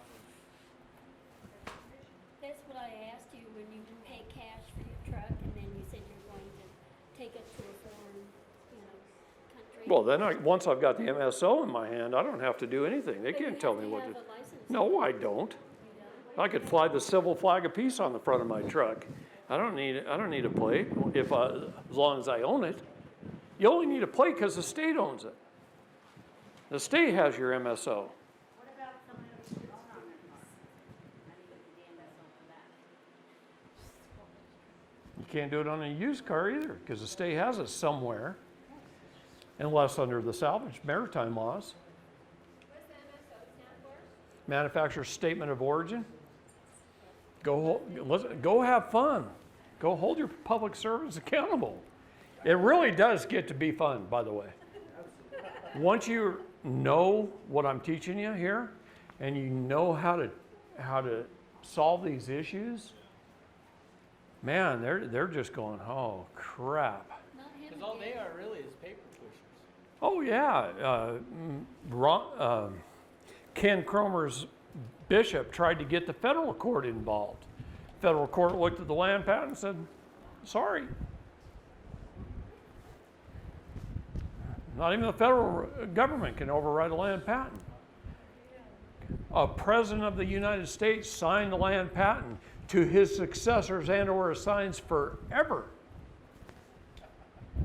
No one can override that superior title. Now, they can only take it for needful things like a freeway. Anyway. But then they have to pay a fair market value for it. So, not just kick you out for foreclosure. Have you ever heard of the coffee bean case? Okay, this guy got sued. The judge ruled against him. Before the judge was ready to throw the hammer down, he says, Judge, do you care how I pay this? It was like $1,140 or something. Do you care how I pay the $1,140? Judge says, no, I don't care. So I could pay it in coffee beans? And the judge says, I don't care how you pay it. Throws the hammer down. Guy goes home, he counts out 1,141 coffee beans, puts them in a bag, circles the transcript of the court transcript where the judge says, I don't care how you pay it, you can pay it coffee beans. He goes in the court clerk and he gets a receipt paid in full. Because the 1,141 coffee beans were worth more than the paper fiat currency. It was actually a commodity. Could have been in toilet paper. Okay? It was not so long ago, huh? And that's an actual case on the books. Okay? You can have fun with this stuff once you learn. That's my area of expertise. Okay? As far as debt goes, though, let me answer his question first. Try to avoid debt at all costs. That's what I'm going to tell you. Save your money, then go buy something. Do without for a little while, then go buy something. Stay out of debt all you can. Now, obviously, if you're going to buy a house, you're not going to save up $200,000 or $300,000 or whatever it is to go buy a house. You have to go into debt to buy a house. You probably have to go into debt to buy a car. Okay? I don't recommend it. I recommend saving up $1,000, buying a $1,000 car. And then keep saving money until you get what you want. Okay? Stay out of debt if you can stay out of debt. That's my advice. If you can't stay out of debt, learn how to establish your status, standing, and jurisdiction, and then learn how to purchase things and pay your debt off with your birth certificate trust. We can do that. Is that a process you'll go through, or over the 3 days? Yes, but it's kind of hit or miss right now. And that's the problem, because like I said, you never know who's on the receiving end. What does the Bible talk about? Warning us about? Ball. What is barium? Ba. What is aluminum? AL, periodic table of the elements, is ball. I owned a hydroponic manufacturing company. We built all of our hydroponics out of aluminum. I had companies calling us saying, hey, can we buy all your scrap aluminum? Well, yeah, sure. Where do you want it shipped to? Oh, we want to ship to the airport in Portland. What are you going to be doing with it? Oh, we grind it into powder. We spray it back on you. I said, no, I'm not selling it to you. Barium and aluminum, ball. It's talked about in the Bible. DCFS. Okay, the first thing they do when they come to your house is they want to come in and see it. Well, you're just opening the door and letting them in. That is consent. They're a private for-profit corporation. You don't know your enemy. You think they're government. They might even show up with a police, a policy enforcement agent. They wrote their own policy. I'm working on a case out of Florida for a church. The FDA is coming after them. Pull up an article, I found out the FDA has 1,892 policies that were created by just an employee. She can't create policy. Somebody appointed to the position by Congress or the president can create policy. An employee can't. That's 1,890 policies that this woman created over a 30-year period that they're treating as law. And she had no authority to create those policies. Every agent of our government does that. DCFS, what set up that agency? You have to know your enemy, know who they are. What set up that agency? Title IV, Social Security, Title IV,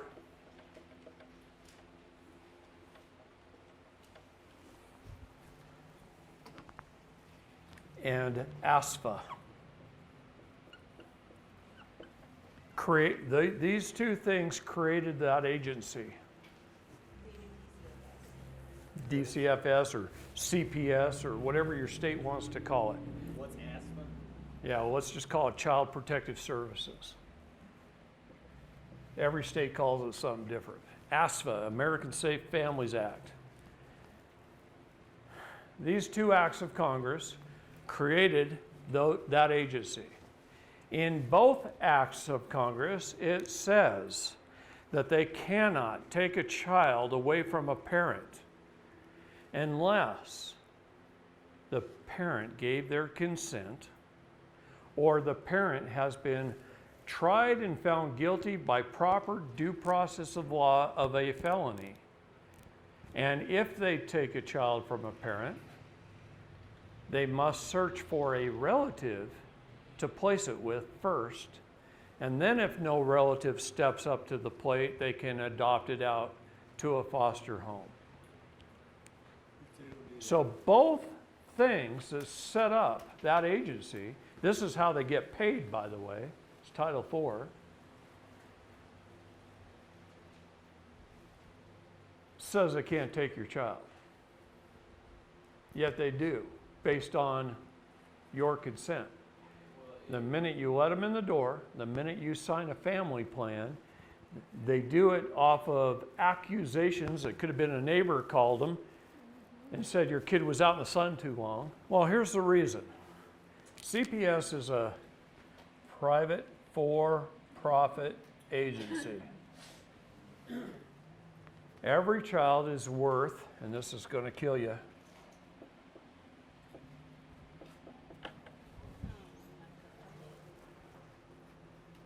every child is worth $3.3 million. They pull $1.5 million from the father's Sesta QV trust. They pull $1.5 million from the mother's Sesta QV trust. They get $300,000 at between $8,000 and $16,000 per month from Title IV D and E funds.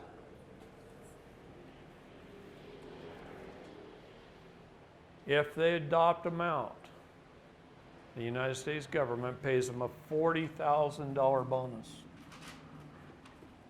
Now, here's the part that makes me just want to grab arms and go, is that the CPS agent themselves, depending on how many children per month they remove, they get bonuses. How come they always look like they're on welfare? They get bonuses. You can't even believe how mad that makes me.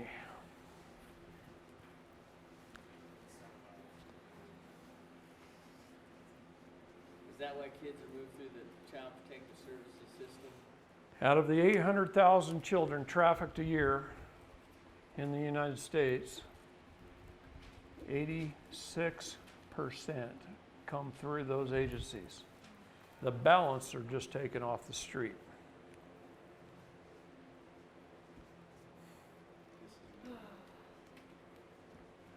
86%. How can they just disappear? Don't the mothers? You want me to tell you? Yeah. Okay, I'll tell you. All right, their policies state this. First of all, they take your kid. Let's just say you had an accusation. They show up with a cop, they take your kid, they have you sign a family plan. That family plan says you'll do this and you'll do this and you'll do this. It could be drug testing, psychological evaluations, bond, on whatever. Okay? All these services that they will provide. Every time they get you to do a service, they get to bill Title IV for those services. They spend 18 to 24 months making you do services, telling you that if you do these services, you'll get your kid back. Bullshit. Their goal, it is not in their financial best interest to return your child to you. I'm telling you right now. You know how many parents I get phone calls from that say they did everything they were told to do, that they went above and beyond, that they did 110%, and they don't know why they're not giving their kid back? And last week they terminated my parental rights. What do? You don't comply. That's what you do. They terminate your parental rights, and then they move that child through the guardian ad litem. Usually there's one, and I hate to say this, but there's one pretty female attorney in her late 40s. I don't know why this is, but I've investigated child and sex trafficking for many years. All over this country, I can name names of pretty female attorneys in their 40s who are like the priestess who facilitates the trafficking, and they always are a guardian ad litem, and they move them from one foster care to another, and pretty soon they're deleted out of their system, and they don't never end up in the next foster care, and they're gone. My job here today is to piss you off. Really. Because if I don't piss people off, they won't get up off their couch and do anything about it. You have to understand the process, and then you have to go after them on attack. You have to go on the offense. As long as you're playing defense and you're jumping through their hoops, you're never going to get that kid back. When you finally say you're at your wit's end, this is why they do this. This is why they string you out so long, make you jump through these hoops. They want you to give up as soon as possible. I cannot even believe my country has stooped this low. You know what the turnover rate in Child Protective Services is for an employee? I had the head person from CPS out of Arizona call me on the phone. Said, David, you know what you're doing to us? I cannot hire people fast enough. We're training 16 CPS workers a day in Arizona because they're all quitting because of you. We took them from 40,000 children a year to 7,700 a year being trafficked in Arizona. And I just got the figures for last month. It was 577 kids went missing in the system. No, this isn't what was taken. System. This went missing in the system last month. They don't know where they are. In a month. I cried when I got that yesterday. But I get those reports from all the states. What's And that was Utah? just Arizona. Pizzagate in 2016 and all the media shut it down. And then we've got now Epstein Island. Well, I know Q, yeah. You know what Q is? Yep. Most people don't. See, there's Qs and there's QAnons. Yep. QAnons are trying to figure out the Q codes. Yeah. They're doing a good job of being a news media. Q tells the news and they interpret it and try and get it out there. They don't always get it right, but we love them.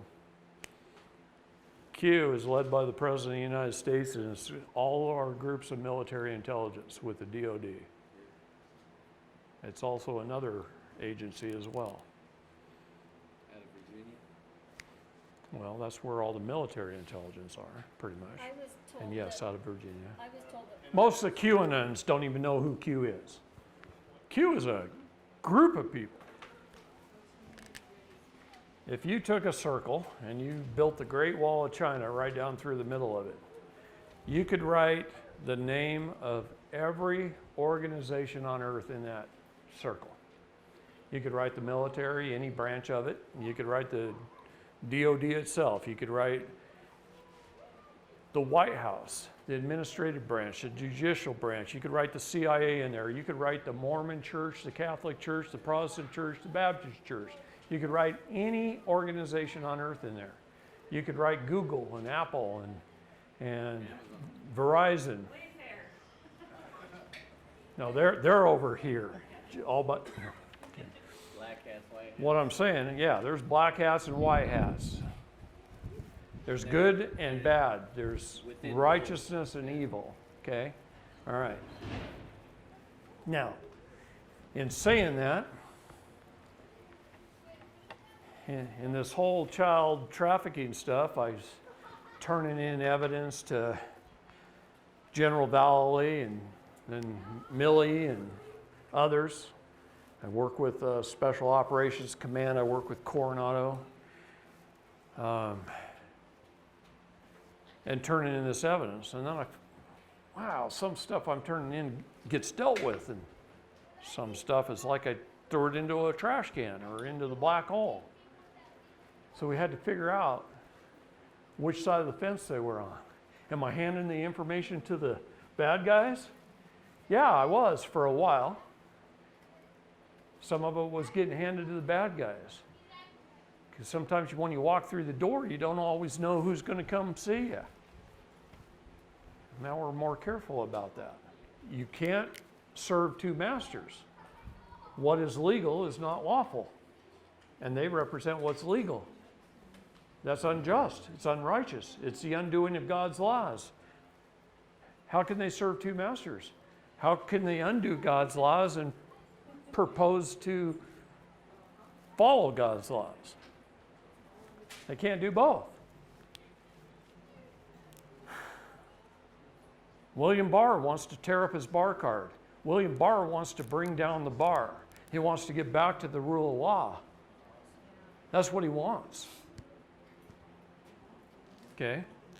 He wants to be the one to bring the bar down. I hope he does it. And I hope he does it soon.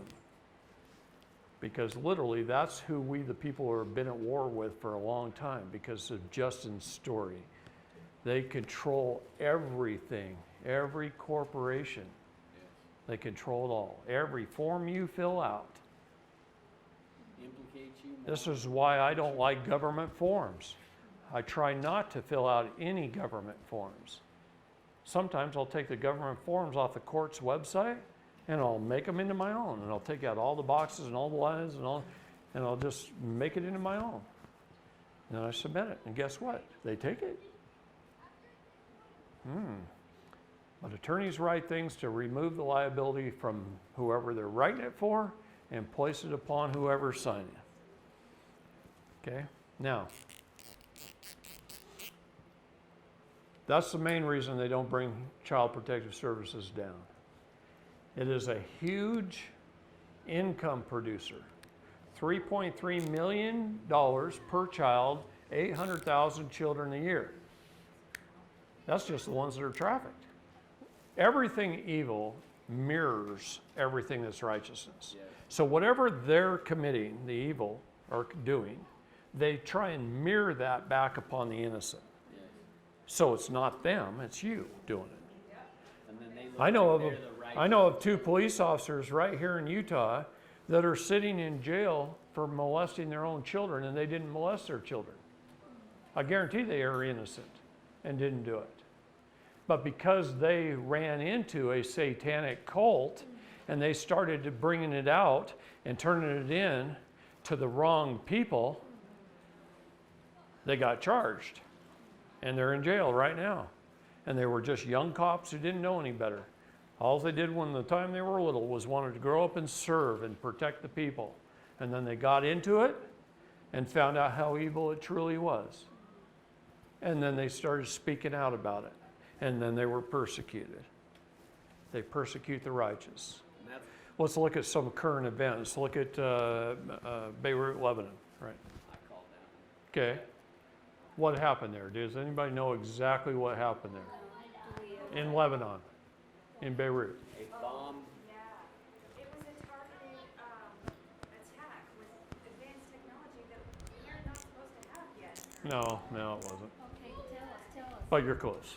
So I knew something. Okay, people think, what did they report? What did the news report? Fireworks. Yeah. Fireworks plant caught on fire too close to a fertilizer storage plant. Well, no, they had 2,700 tons of ammonium nitrate. Okay, all right. That's what they claim. Yeah. Okay, the bullshit meter's really deep on that one. Yeah. What happened is, what happened is this. I believe Melissa was targeted attack. There was tunnels under that sucker.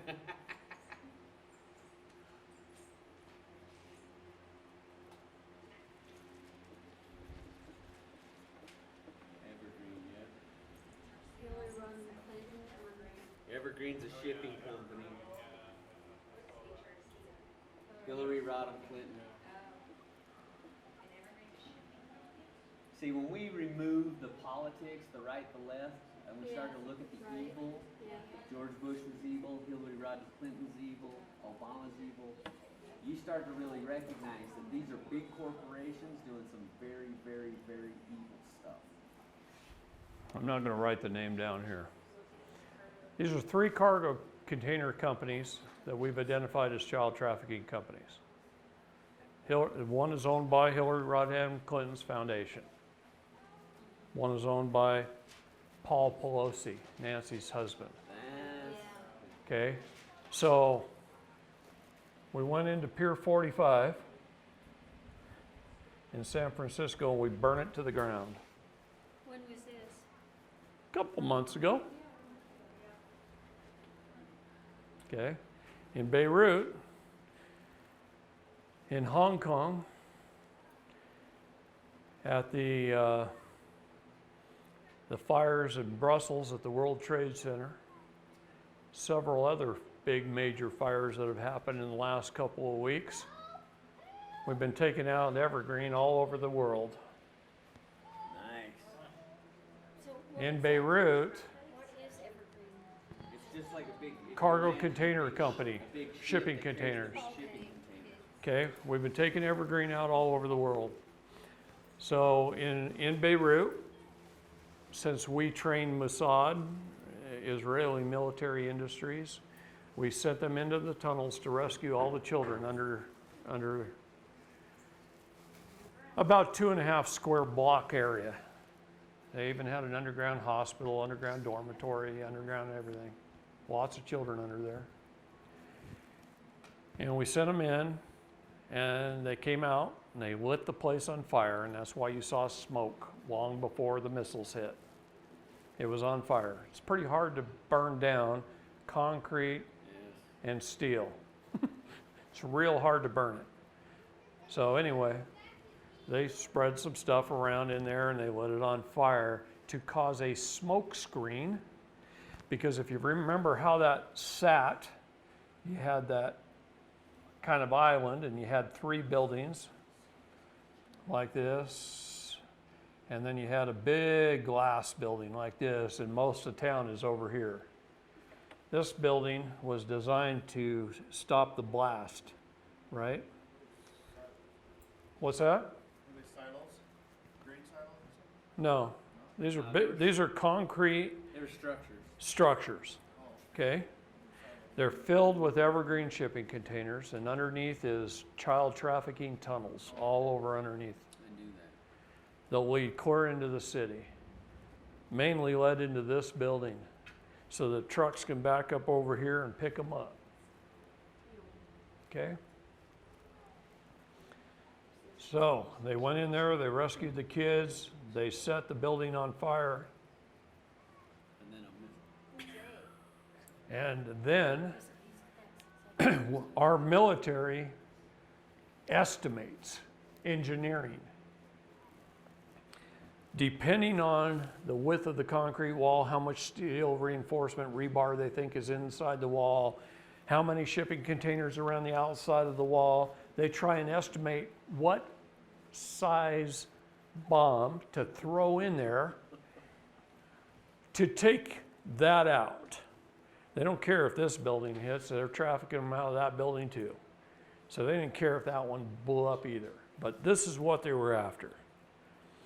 So they estimated what size bomb. And they happened to, in this case, use a Moab.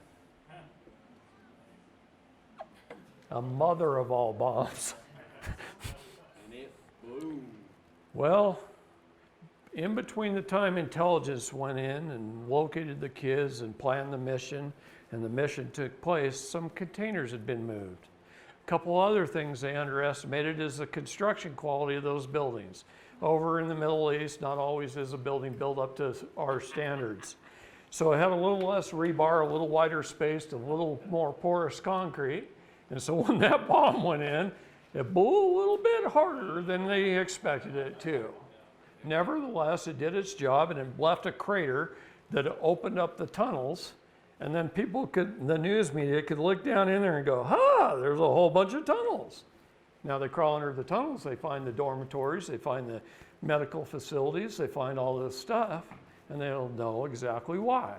So the object of the game is this, is to not only destroy it, but it's to expose it, right? But the news isn't exposing it. Yeah, they try to cover it up. That's why President Trump fights the news all the time. Does not a single day go by that he isn't calling them fake news? I called exactly what They're you never going to report the truth. There's other organizations. Now we have OANN and we have Twitter. I like Twitter for the news. That's where I go because it comes right out of the horse's mouth. Yes. I want to know exactly what the president says, what our top generals are saying, and what William Barr is saying, and what Mike Pompeo is saying. And I want to know exactly what they're saying right out of their own mouth. So I followed them on Twitter, and guess what? I cut out the middlemen, known as CNN and others, and I just cut them out of the picture by listening to the horse talk. This is the United States of America, believe it or not. No, I have no idea how to draw. But it doesn't matter. What I'm going to tell you is this. We know where all the rat lines are and where they go. What is a rat line? Traffic line. It's a trafficking line. What is it, a rat? Rat. This one actually Mouse, splits. rat. A rat line. Known Up the traffic East in Coast and up the Hudson River.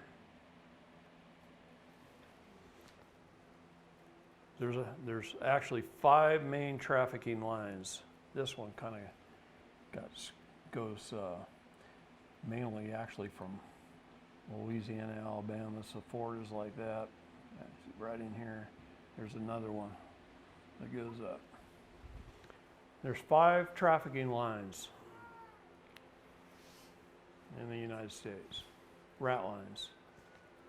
What if I was to tell you something like this? I wasn't going to do this till Sunday.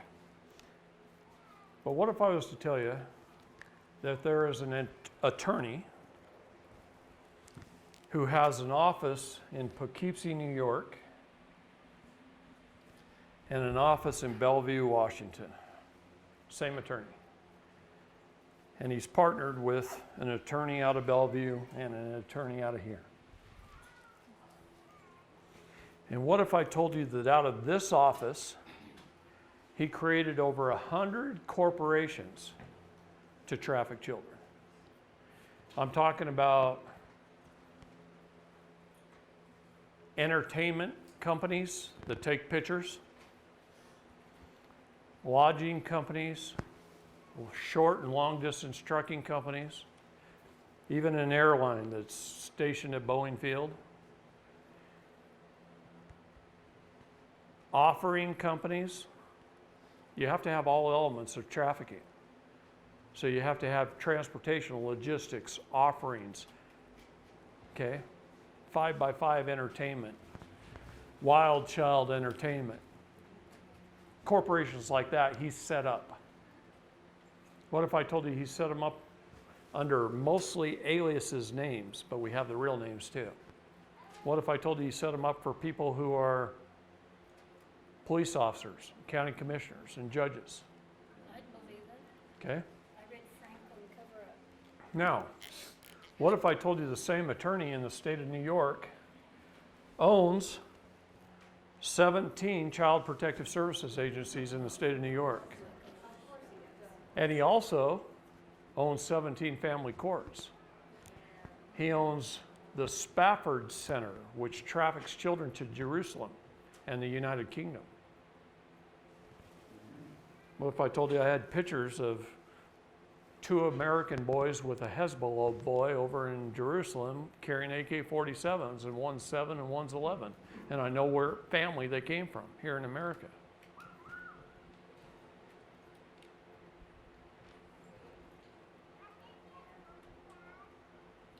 What if I told you in 1983 he bought a company from William Casey's law firm?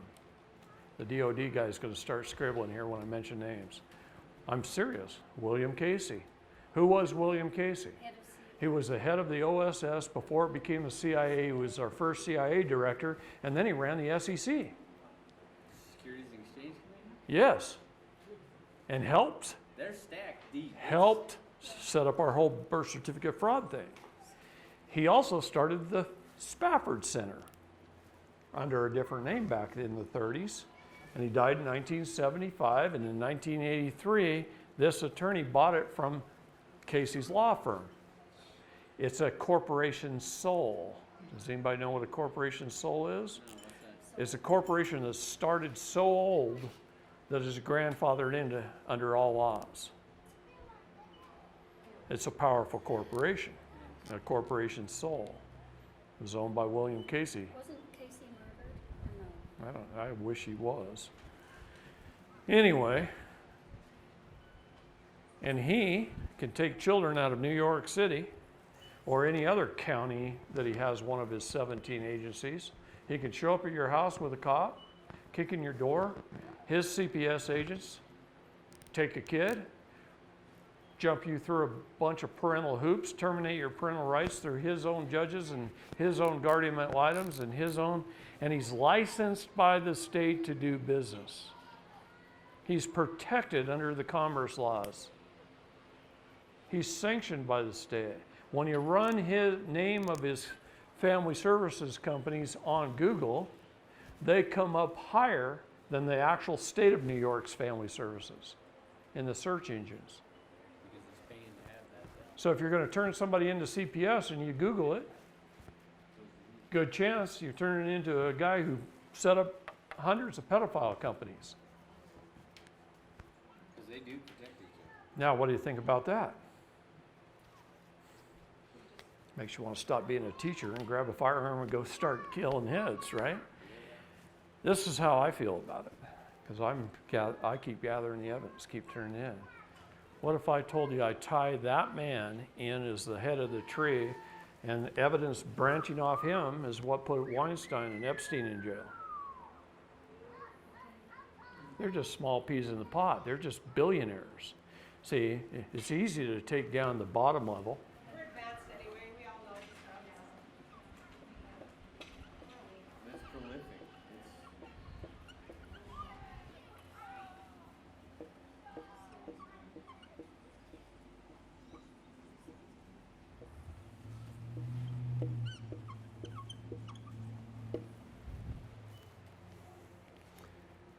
These are the 4 types of people we have in this country. We have the sheep. They go about their daily lives. They don't know anything. We got the sheepdogs. That's the ones that stand and try and protect the sheep from the wolves. And we got the wolves. And then we have the vamps. Okay? These guys are the Illuminati. Did I spell that even close? Who cares? Who cares how I spelled it? Illuminati. They drink the blood of children. They live off adrenochrome. How many people use Google? How many people use Android?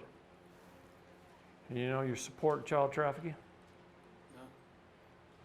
What is Google's operating system? It's Adreno. Adreno. What is their search engine? Chrome.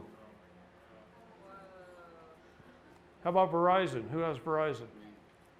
Moloch. Verizon worships the god of Moloch. I just found that out a week ago. Big corporations that we're all supporting innocently, and you're supporting child trafficking. They fund it. They create foundations to pay the wolves to traffic the children. These guys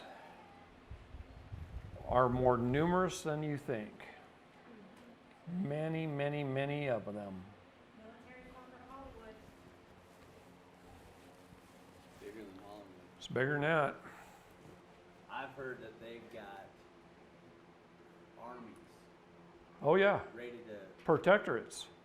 and armies ready to. What if I told you most of them pose as if they're helping the children? Yeah. What if I told you some of them were UNICEF? What if I told you they were a lot of ex-military groups with special arrest powers working under, say, Veterans for Children,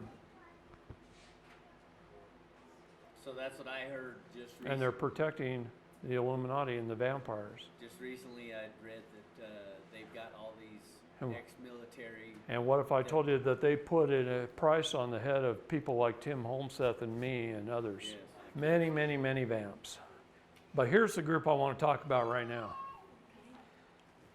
These are county commissioners and mayors and attorneys and judges, police officers, SWAT team leaders. They're in our communities every day. And they're running legal businesses on the side. What if I tell you I know a SWAT team leader in California who, when he was in the United States Army stationed in Washington, that the attorney that I was telling you about formed 3 corporations just for him under an alias name. 3 corporations while he was in the Army. After he left the Army and he became a police officer and he graduated his way up to SWAT, and he's a SWAT team leader for 2 counties. He's won 2 awards in the state of California for the #1 in surveillance in the state of California. And he's protected by everybody. But he also protects everybody. What if I told you in the state of California, in 41 counties, the sheriff is also the coroner? Ew. And what if I told you he's also in the Masonic Lodge? And sometimes the sheriff's office, the Masonic Lodge, and the coroner's office is all in the same building. Look at Placerville, look at Auburn. There's two cities right there. They're in the same building. So he could shoot you, write the report, cremate your body, bury it, cover it up, and he can do it on the behalf of a judge who told him to. So I got a question. It's a perfect storm. There's nobody to answer to. But remember, you can draw any circle, build the Great Wall of China in it. You can write a name of an organization in it. Yes. I don't care if it's the Masons, the Shriners, or what it is. Okay? And half of them have no idea what's going on, and they're a good, honest, righteous people. A lot of builders are Masons. Okay? But until they reach those upper levels, it's like this. On the back of a $1 bill, you'll see this symbol. This is the Pindar. This is the Council of the 13. This is the Council of 300. You can write the name of every organization on earth, and when it hits this level and it goes up into here, it's controlled. This is all controlled by the Illuminati, by the Pindar, ultimately by the Pindar. You have to understand these things, Yes. how they work, so that you're not blaming every Mason. You're not blaming every one in every organization. It's like when I was turning the evidence. I was turning in, and sometimes I'd get one person, sometimes I'd get another, and I found out one's righteous and one's evil. You find that out over time. It's been bothering me ever since. So, anyway, the wolves. The wolves are the ones that set up legal corporations to traffic children. And they're protected by the state. Anybody can bait a pedophile. I mean, you can get an 18-year-old girl that looks like she's 12 and set her up in a little house out in the country somewhere with great military fanfare. After a pedophile shows up, come in and arrest the guy. Anybody can, that's called baiting. You can bait them and they'll show up. And you can take them down, and you can do it on high definition camera, good camera equipment, and you can put that on the air, and you can raise a tremendous amount of money off that video, and you can use it pretending you're doing good work for children. And he might have just been one of the ones you wanted to take out. Because this is what happens. Now you got these legal corporations, lawyers, judges, family courts, CPS, you got trucking companies, airlines.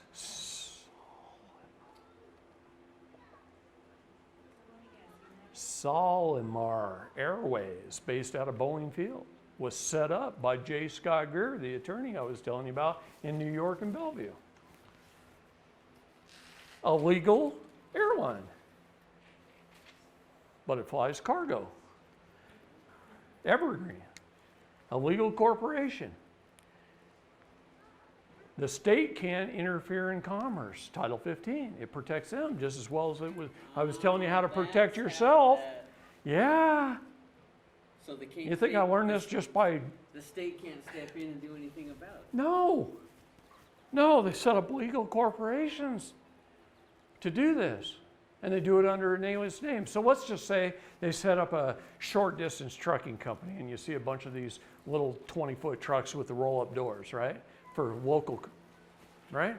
Usually they always have an anesthesiologist or a dentist or a veterinarian or somebody who can drug the kids so that it's quiet in the back of the truck.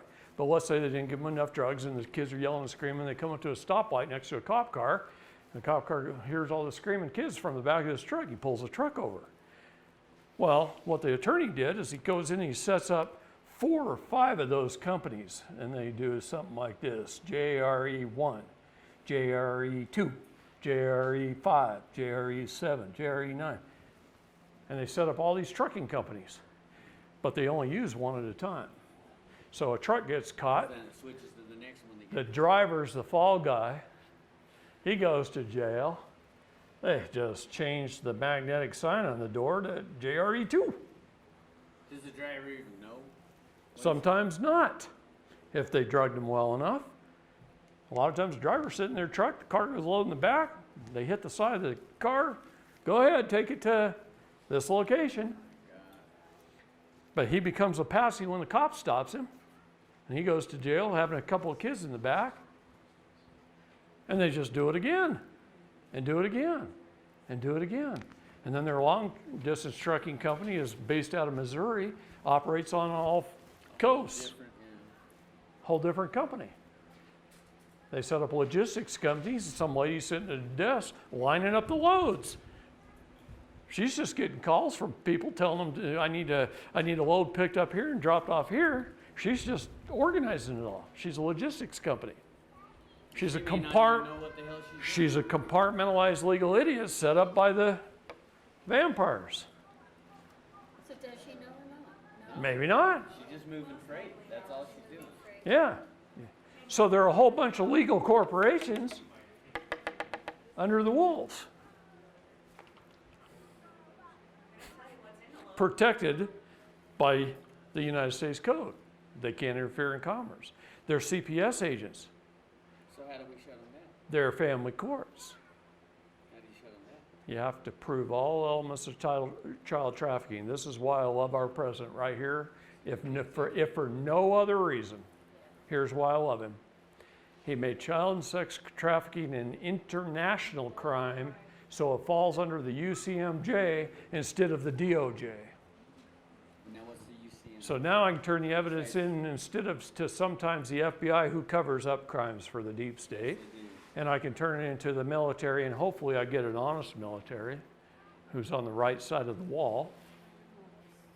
And then we can pick them up at 2 a.m. We can put them on a C-136 or a C-5 and fly them south. Hope they enjoy the heat for the short period of time they're going to be there. What if I was to tell you that one of the companies in Washington that attorney set up is a medical coding research company? What if I told you Obamacare was set up for one reason and one reason only, and that's to traffic children? Obamacare. It's the only reason it was set up. What if I told you that they invested so much money, they built 3 supercomputers in the university in Austin, Texas, that a mother can go to her gynecologist, find out that she's pregnant, and the moment he puts in the code, the child traffickers are following that mother, their pregnancy. They know whether she's going to get an abortion, whether she has a live birth. They follow the kid through the first few years of school. They know if it's got blonde hair, blue eyes, or red hair, green eyes, or whatever. And what if they got blood type, DNA, all your medical records? So Obamacare coding system removed doctor-patient confidentiality from the United States and the world. Don't think it just happened here.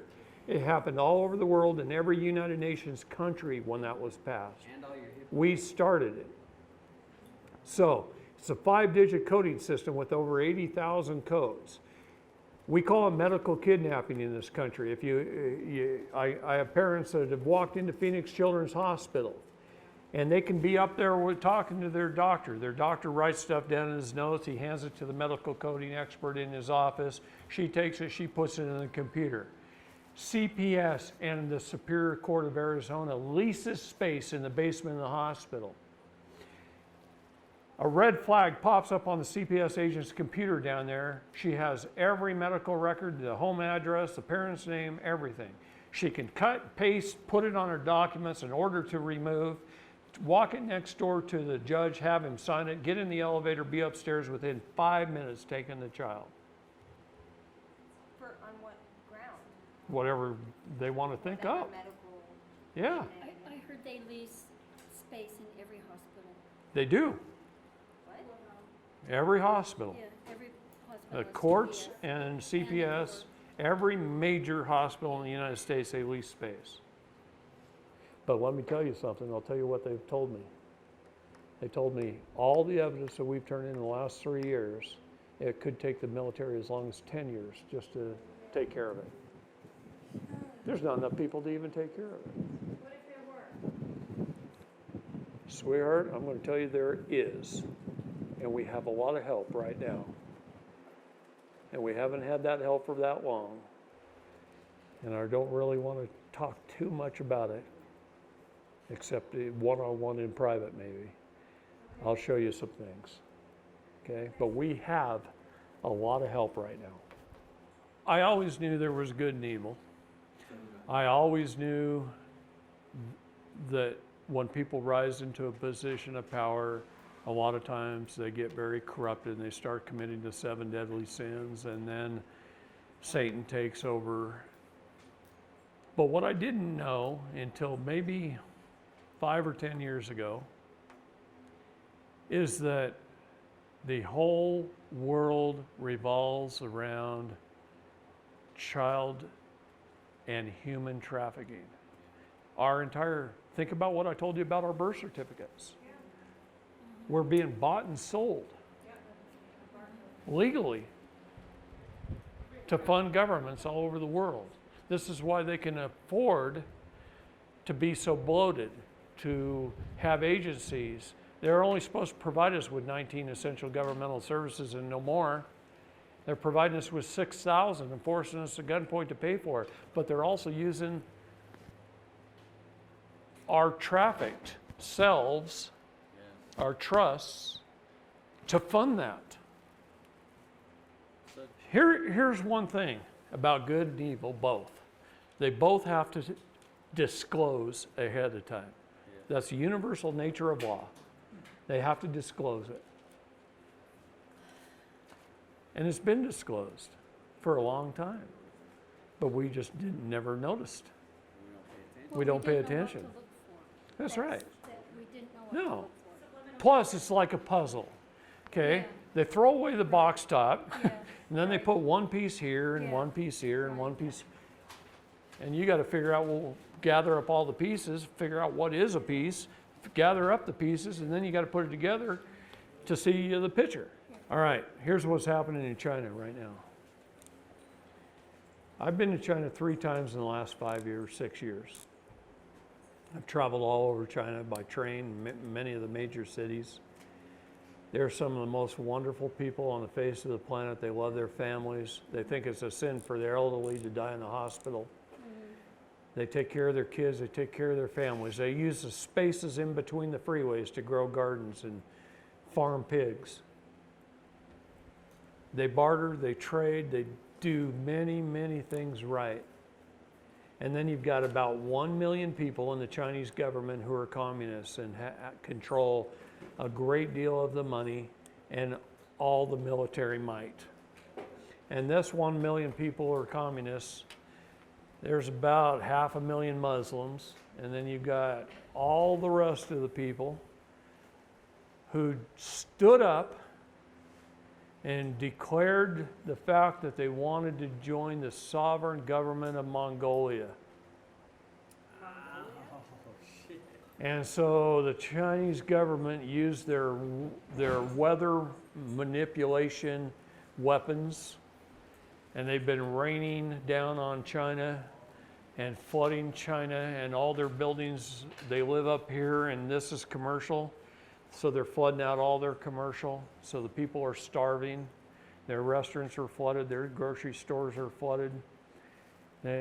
All their supplies, their toilet paper is non-existent. They're flooding all the cities with rain and storms. The ones that can't flood, they create lightning. Lightning's so powerful it splits buildings in half. That ain't natural. They're using all kinds of weather manipulation to genocide the people of China who are trying to gain their sovereignty. Most people don't. It's easy to manipulate the weather. How about sending this movie? What if I told you off the coast of California, about 150 miles out, there's 5 shipping container ships. These ships are gigantic. 5 of them, tied end to end. And they have great big turbo fans on them, about 15 feet and 20 feet in diameter. And they're aimed at our jet stream. And they can turn all those fans on and they can manipulate our jet stream and move it up. They can shove it up into Canada in the wintertime so it brings ice cold to the northeast and the Great Lakes. They want heat. They can shove the jet stream down so it warms up over California and Arizona, and then it moves back up naturally and cooks and causes tornadoes through Texas and Oklahoma and Tennessee, which creates hurricanes in the Gulf and Florida, Haiti. They can move the jet stream wherever they want. Deep state. Yeah. Yeah. Why aren't we torpedoing those boats, sinking them? Because they're private for-profit corporations protected by the state. We can't interfere in commerce, we can only regulate it. Has to be. I mean, be as dirty as they That's are. a big. It's going to be up to us. It's going to come down to we the people. When we learn and we decide enough is enough. The part we have to understand when we do this is like kind versus like kind. So when you as a man or a woman go and try and sue a corporation, it never works. You have to sue them as your corporation to sue them, okay? When you go after a man, you go after him as a man. You can't go after as your corporation. So what they try and do, these attorneys aren't stupid. They try and break your veil. Say it's called breaking the veil, whether it's a veil of a trust, a corporate veil, or the veil of a man or a woman, the individual. They try and break your veil. So if you're not careful in your documents, if you're not careful in your words, if you're not careful in your words verbally, as well as on paper, then you combine jurisdictions in the wrong way, you lose. And you don't know why you lose. You go, oh gosh, we did everything right, and somehow they just threw it out. Well, they throw things out on a technicality. One of the main reasons they throw things out is that you don't make your documents a court of record first. You take your document, you write it, you sign it, you go get it notarized, and you go file it. You skipped a step. You didn't record it. You didn't publish it. If you don't publish it, it's not a court of record. If it's a court of record, it's a settled matter. Then they throw it out, they're committing a felony. It's destruction of property. The problem is you need that county stamp on your document when it's recorded in the court. That shows the judge that it's been publicly published. So it's important to have that county recorder stamp on the top of your document when you place it in the court. Yeah, but you have to do a certified proof of service sheet. And I can give that to you. Okay. Show us that, because We will. We'll bring this up tomorrow. good, because Monday Okay. I'm scheduled. There's a reason this is a 3-day class. Today is wake you and shake you and hope you give you so much information you want to come back tomorrow. And we'll just keep learning. You guys keep asking questions, bring in things you need to work on. We'll keep learning. That's what it's all about. To learn as much as you can from me. You can use any county in the nation you want to. Some counties and some states charge hundreds of dollars to record documents. You can use Lamar County, Georgia for $10 a document, or Pima County, Arizona for $30 a document. I just FedEx it down there, give them the money in the money order, talk to the gals down there. So you always make 4 or 5 originals of your documents, always. When you study the law, you're going to find out that your documents become a court of record when they're properly served, publicly published, and filed. That's the 3 requirements. And then they're a court of record. What does that mean? What does a court of record mean? It means they're on the record, that they're adjudicated. They're there. It's the truth. It's filed. So they can't just pull them out and remove them. Now they're permanent. That's a felony. The only time they can do that is if they completely close the case and wipe it off the face of the earth. And sometimes you can force them to do that. In Gina Nilsson's case here in Utah, we filed over 700 pages of documents. She had already been tried, found guilty by a jury before I met her. After I met her, we filed 700 pages of documents. She got held in contempt 3 times for 29 days each, went back to a hearing. The first time was to force her to try and have an attorney, and she said, no, he's fired for cause of fraud and swindle and ineffective assistance of counsel, retroactive back to the very first second. That's how you fire an attorney, by the way, okay? The United States Code mentions the cause of fraud and swindle right in it. Okay. So they spent 30 days trying to force her to have an attorney. She said, no, I'm sui juris. She kept standing upon her rights. Then she mouthed off again. They threw her in contempt of court.